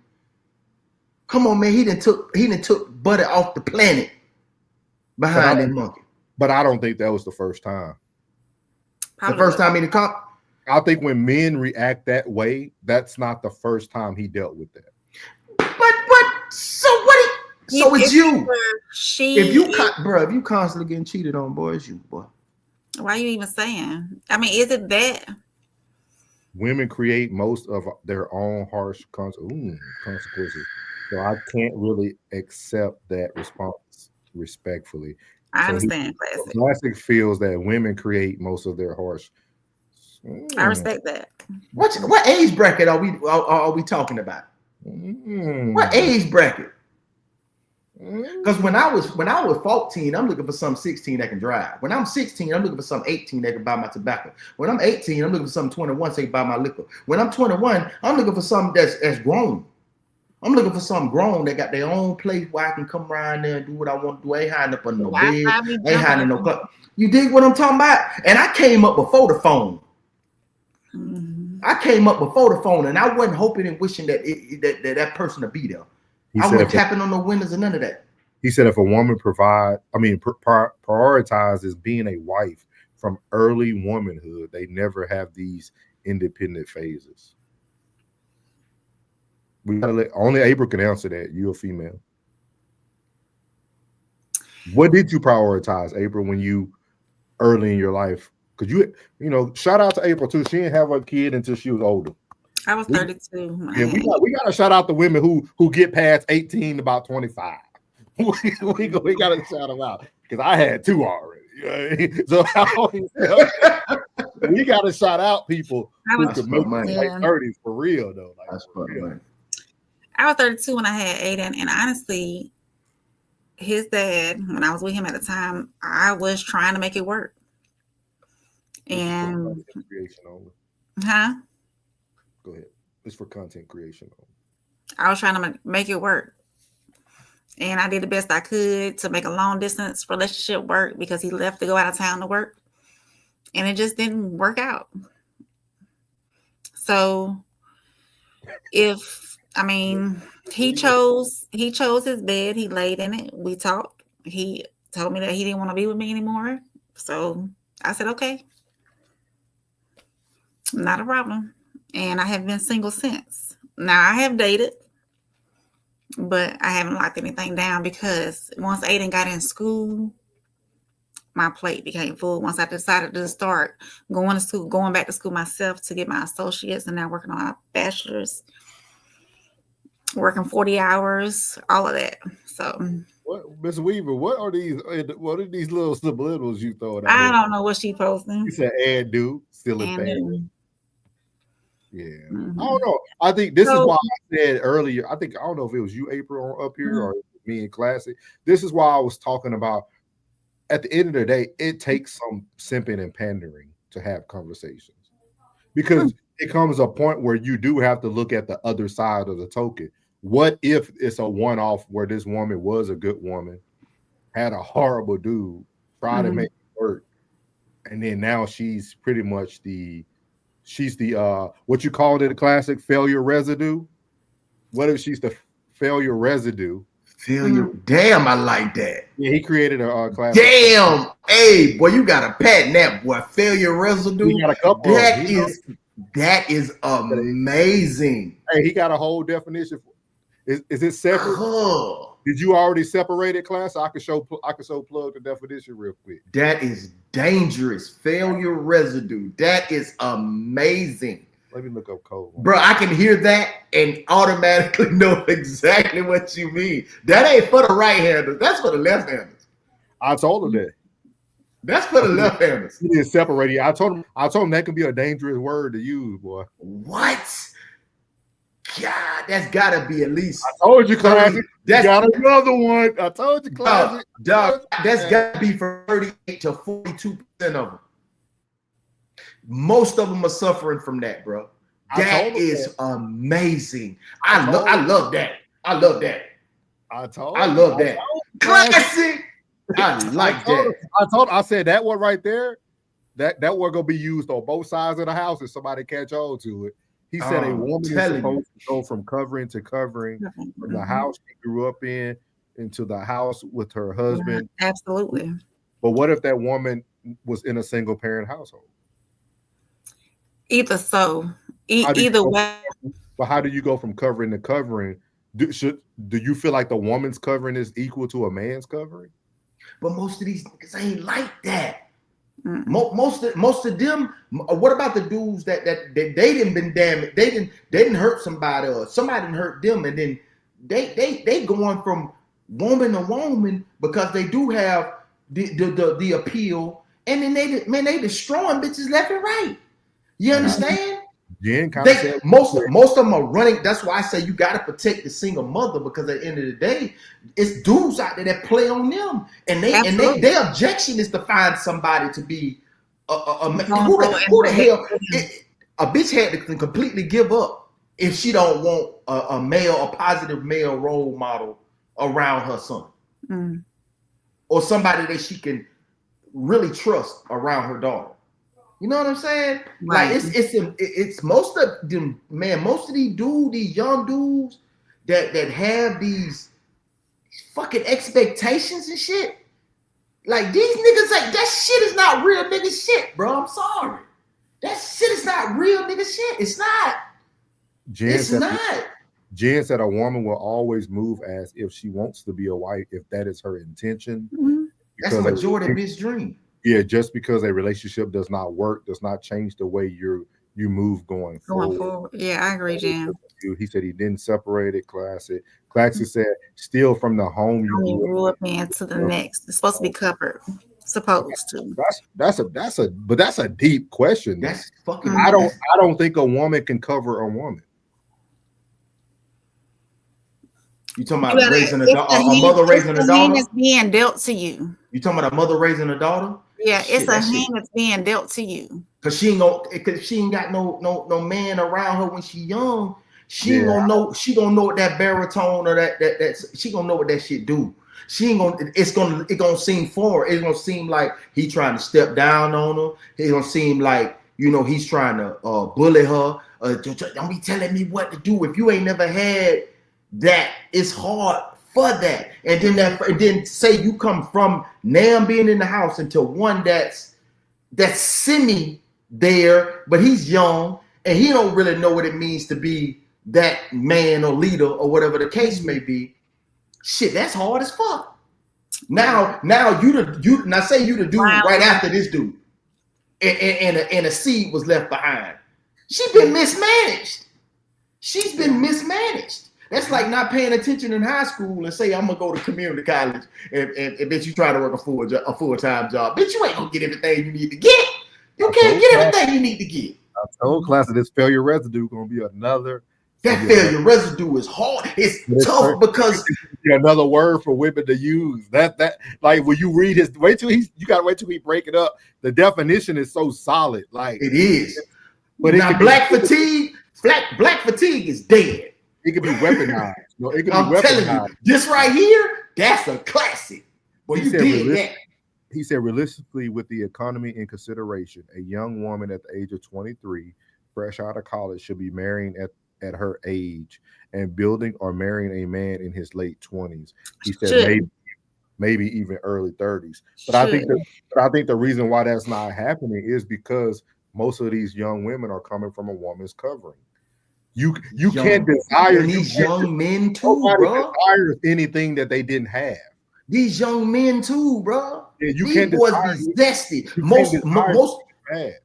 dog. Most of them be just like that legit that be on them, Yeah. and they just put on a facade and a do rag and some face- slides and some socks all the way up to their knee.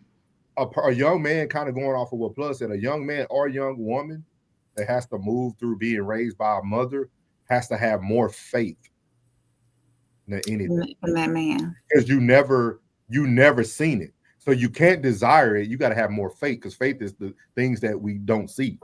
So But who are they to example? He said what? He said even the young man that's leading young little mama. Who are the example? Who the example for little buddy? Because he gotta be an example for her. Because she ain't got it. That woman didn't cover that woman leaving that house. So who's instructing little buddy? This is the definition of failure residue.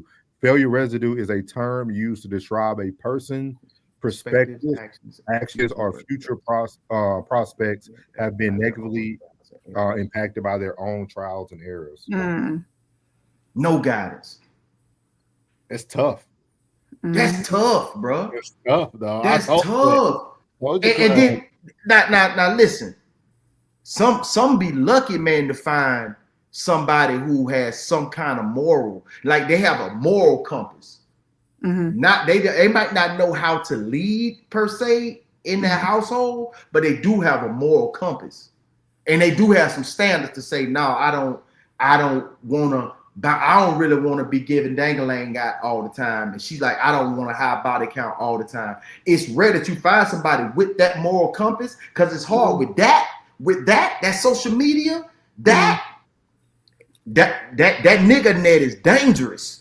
That nigga net is dangerous because that's what they see on a regular basis. It's going to take some time for them to shift away from that, but that in like 7-8 years ago, that's dangerous to get away from, bro. But Jen, this is what Jen said. Jen said, I grew up without a father figure in the house. Most times it makes you desire what you didn't have. Yes, you desire it, but you don't know what's correct. It's like, in my era, it's like somebody saying that they desire a certain type. Like, you might love Bluebell, but once I moved to Ohio, I think Handles is better than Bluebell. And that's what happens to these people in life. You desire something you didn't have. So the first taste of something tastes good, but then it's not really the best thing for you. Until you, so now you're going through life taste testing instead of settling down for what works for you. And that's why I really feel that, like, you may desire something, that desire, that your faith got to be stronger than that desire. I think this we got to, I don't want to talk too deep because this is a whole show, man. Yeah, but absolutely. You brought up something good tonight, man. And we need to play that crazy video you played yesterday. We need to bring that up here. This is an amazing show. Yeah, that's what I said, man. Like, you all are very balanced. Yeah. Like it was like, because this right here, I think at our age, we have more understanding. That's why I always, me and Classic agreed on this part. I said, every man comes to a point where you have to either simp or pander to have understanding. You can't get on this internet and have no understanding and think that you're landing a point. We can joke and play and mess with April all day, but we understand the bigger picture at the end of the day. And that's why some of these questions you got to understand, like, if you want somebody to move covering to covering, how do they do that? How do they do that without a father? How do a woman who did everything right and the man didn't want to be with her or her child, how does she move forward from that? And it's like it's so much to it, and nobody's talking about this. But that failure residue, it's like it hits home. It hits like home. the kids that I cut back in Florida, that area, single mother all day. Here is more. I see more dads than I see more dads here than I ever did in Florida. You know what I mean? I seen way more dads here than there. So the kids that I'm speaking with now, that I talk to now, you know, most of these kids don't got no conversation, bro. Oh yeah. Most of the kids that were single mothers had more conversation for me than the dudes that have dads. Like most of these dudes don't have, like most of them, when you do speak to them, most of them are like this. They're respectful. They're very respectful, but they don't have any conversation. See, the ones that were single father, that had single father, they asked a lot of questions. They want to know something like, yeah, well, let me ask you something, man. I'm trying to talk to da. And they asking these questions. I'm like, okay, you know, yeah, you know what I mean. But here it's a different structure with the 30 and up. I feel that they feel that somewhat they got it figured out. You know what I'm saying? But that's 14 to 27, that 14 to like 25. Them the ones that really, but that's the age bracket in which we speak on where we should be looking for that. You know what I'm saying? They're actually looking for us for guidance, but we're speaking on a whole nother thing. But most of them are dating. They're falling for women in the 11th grade, and they've been dating since like the 10th, 11th, and then they breaking up in senior year. They breaking up before they go to college, and now they're going to college with their heart broken. Or they're going into the next phase of their life after high school with their heart broken. That's because sex is so prevalent. That's because the nigga net. And the nigga net is not just for, it's for the white niggas and black niggas too.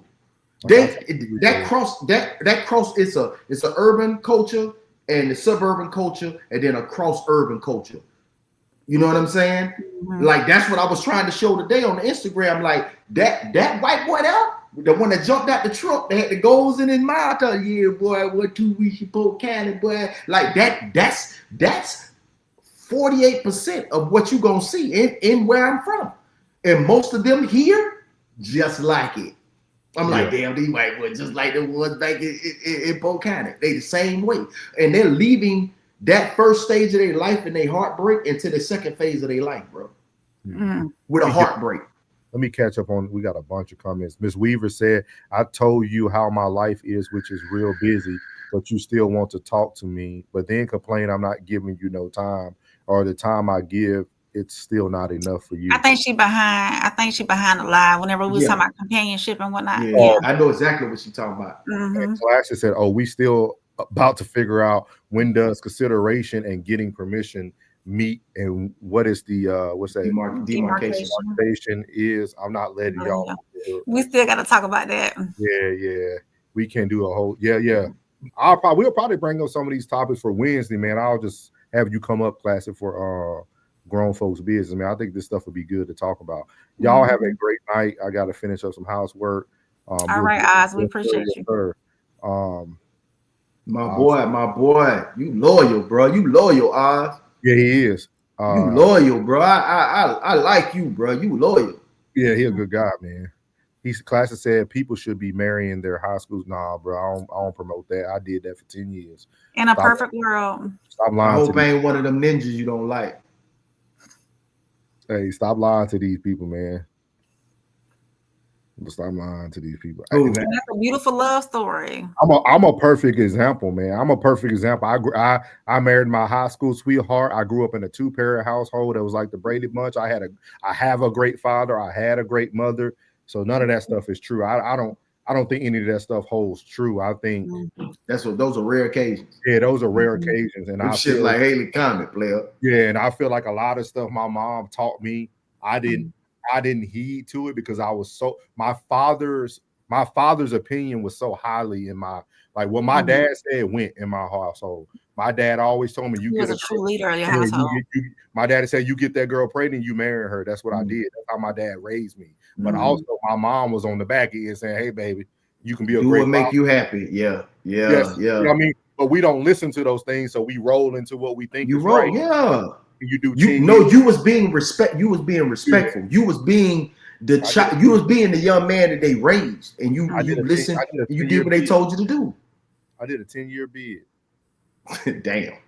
And see, and Classic, I gotta tell you something too. That those opinions and the way you hold things. Hey, bro, you come from a beautiful upbringing, nigga. That shit ain't everybody's household. I salute my father for finding that type of love on his second time around. Yeah, I lived it, man. I lived it. Like, and I And Plug, no, my dad, I still have a great father. Like I live it. That's my dog. That's my dog. Hey, tell him I said what's up, right? I still live it to this day. You know what I mean? I still live it to this day. Like I really had no excuse, but I also didn't understand how much a great family shields you from reality. Yeah, that's what people fail to realize. My mom and dad love was so real, it couldn't be duplicated. Yeah. And that's something we got to start speaking on. Stop thinking duplicate what you've seen, because the woman has to be what your mother is. And but if it's not what your mother is, you got you understand? But hey, at least that beautiful family shields you from reality. But at least it's a great refuge, even at this age. It's a great refuge to go back in and be like, man, this is a great escape. You know what I'm saying? This is a great escape. Like when I see, I'm like, damn, I like that. I go around mine and I get upset. Be like, nah. But it's like, nobody believe me. I tell everybody. You meet my family, you'll have the greatest time of your life, bro. I'm telling you, greatest family ever, man. Co-sign that. I co-sign that. I'll put my family against anybody's family, man. Anybody. You know I said, I ain't gonna lie. I sat on that couch and say, I can't believe this shit. this shit is amazing, man. This will make a lesser nigga feel some kind of way. I ain't gonna even lie, bro. Like that type of shit is what you can this is the type of shit that I like. So when I go back around mine, I got mad. Nigga, I want war. I'm like, man, why we can't be like this? Why you fuck ass niggas can't be like this? And when we have all conversations, everybody's opinion is respected. Everybody, you know what I'm saying? Nobody's sensitive, none of that. So when I hear your opinion and I hear classic opinion, I'm like, bruh, it's a whole nother world over here with y'all talking about. I understand what y'all saying, but it's a whole nother world. And some people get it right on the second, third, fourth time around. Y'all coming up, y'all had that shit off the cuff. He said a propaganda told us to explore before sitting down. All the decisions made during exploration, why these houses are broken. He said, "No, I wouldn't want my mama. She complained too much, but she don't know." But look, I was out there before the propaganda, bro. Yeah. You know what I'm saying? Like I was out there before the propaganda, and our music, shit. To tell you the truth, man, like I was raised up on Family Matters, Step by Step. Mm-hmm. You know what I'm saying? Perfect Strangers. I raised up on TGI Friday. You feel me? Girl, you know what I'm saying? Like I was raised up on that, but at the same time, bro, that real life was Topanga out there. Yeah, man. Man, Topanga was thicker than a man. You crazy, man. She was thicker than you looking for that Topanga out there? Man, Topanga was thicker than the mud, but Topanga had some down that line, but she was a result of something. That went on that plantation somewhere. I wonder why we never questioned the man who had a peek hole through the fence.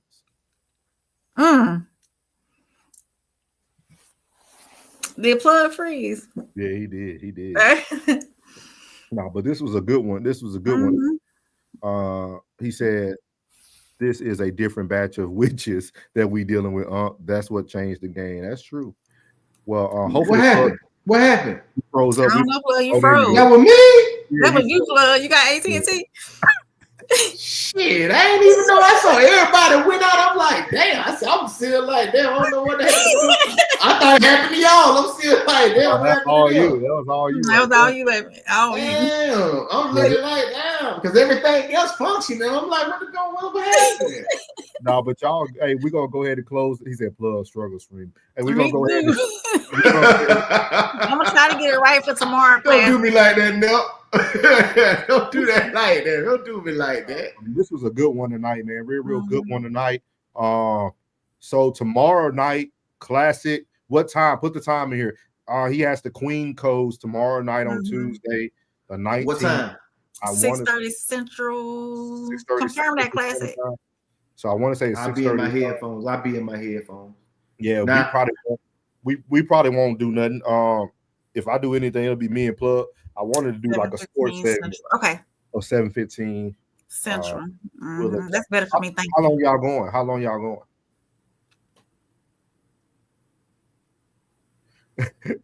Hey, classic.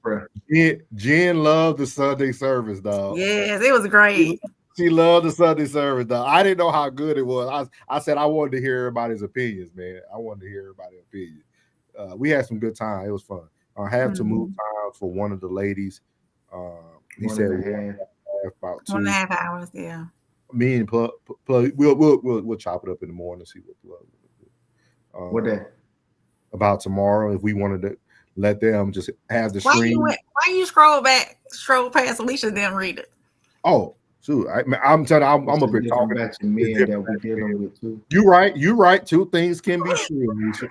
Hey, listen, Alicia, I'm with you. Alicia, I'm with you. Alicia, I'm with you, bro. I'm telling you. I'm telling you. Hey, Alicia. Hey, just so you know, I'm with you now. I'm with you.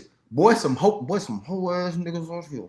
These some whole. But I'm telling them, trying to say they so sensitive, man. I'm trying to swear to God, man. They ain't built different, man. I'm trying to tell you, they ain't even got the Duracell and the Energizer battery no more. These bitches got them cheap ass goddamn Dollar Tree batteries. Dollar Tree.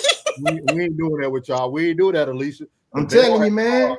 I'm telling you, man. That's wrong. No, for real, bro. For real. I be like, man, I be listening to that shit. I be like, man, get your ass. Man, I be like, man, get on with that shit you talking, man. Oh, man, that shit ain't realistic, man. Go on, man. Yeah, it was good. Yeah. But I heard that's Sunday service, man. I had to, even though it was already, I had to go and repost it again. I was like, hey, my nigga did something on that one, boy. Y'all go check my boys out. Boy did something. Brother souls, we got in there that thing. Deacon classic. Hey. But we got the Queens panel tomorrow night at 7:15 Central. 7:15 Central Standard Time. 8:15 Eastern for my folks over here on this side. Plug, I'll get with you to see what you want to do. If you want to kind of just let them have the airway. Ooh. Souls in there tomorrow. Okay, man. However y'all want to run it, man. I'm flexible, man. Man. Just tell me what you want me to do, dog.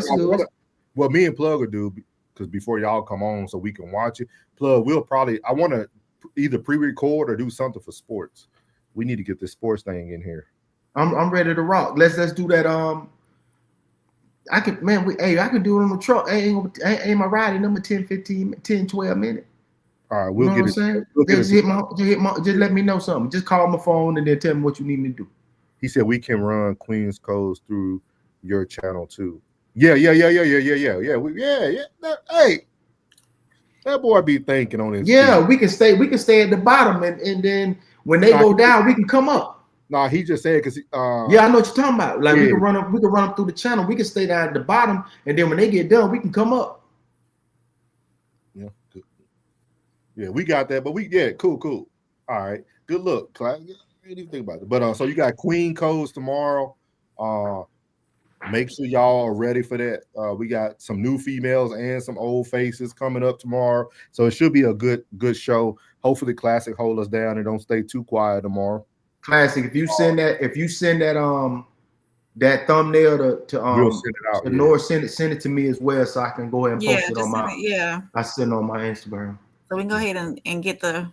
And please, if I'm posting it wrong, and I'm not for real, man, y'all gotta help me now. If I'm posting it wrong and I don't do the add the story, it don't show the add the story thing at the bottom. Show me how to do that, bro. All you have to do is tag us, and usually what I'll do is if I don't tag is the mention, right? Tag is the mention, right? Mention, and what I'll do, I'll put out mentions on there first, and then I'll take I'll move the picture over top of the mention so it doesn't encompass the whole thing. Oh, so you put the mentions up there first and then add the I move the picture on top of it. That's what I just said. Like you put the mentions up there, then you put the thumbnail on top of it. On top of it, yeah. Hey, just so it's not flooded all around it. Well, I'm gone. We've been on this bit for 2.5 hours. I'm about to drop it. Hold on one Thank second. y'all for coming. Thank you, Alicia. Thank you, Jen. Thank you, CC. Thank you, Alicia. I ain't stunned you, Alicia. You be playing. You be pump faking, Alicia. I just dropped April's first segment off of her soft rain in the chat. So if y'all want to go like and subscribe on Soft Rain, she just dropped her first Plight of the Independent Woman. I just put it in there in the chat, y'all. Is that what it's called? Is that what it's called? It's good though. It's real good though. It's real good. I gotta see that. I gotta Go see watch it. it. The name of it is like, are you serious? I just dropped in the chat. It was I'm gonna have good. a whole series, but right behind it, I'll probably record something else later on this week or over the weekend for the next episode. Good night, y'all. Good night Good to night, the chat, man. Lisa. We appreciate y'all, and we'll see all y'all tomorrow, man. We out. What's good, my Souls of Thought family? It's your boy Norris, and I want to tell you before you leave this video today, thank you from the bottom of my heart. And if you haven't already, make sure you leave a comment, hit the like button, share this content, and make sure you hit that subscribe button as well. And as I leave every video, God loves you, which is most importantly. I love you. You're beautiful, and your boy's out. Let go. Yeah.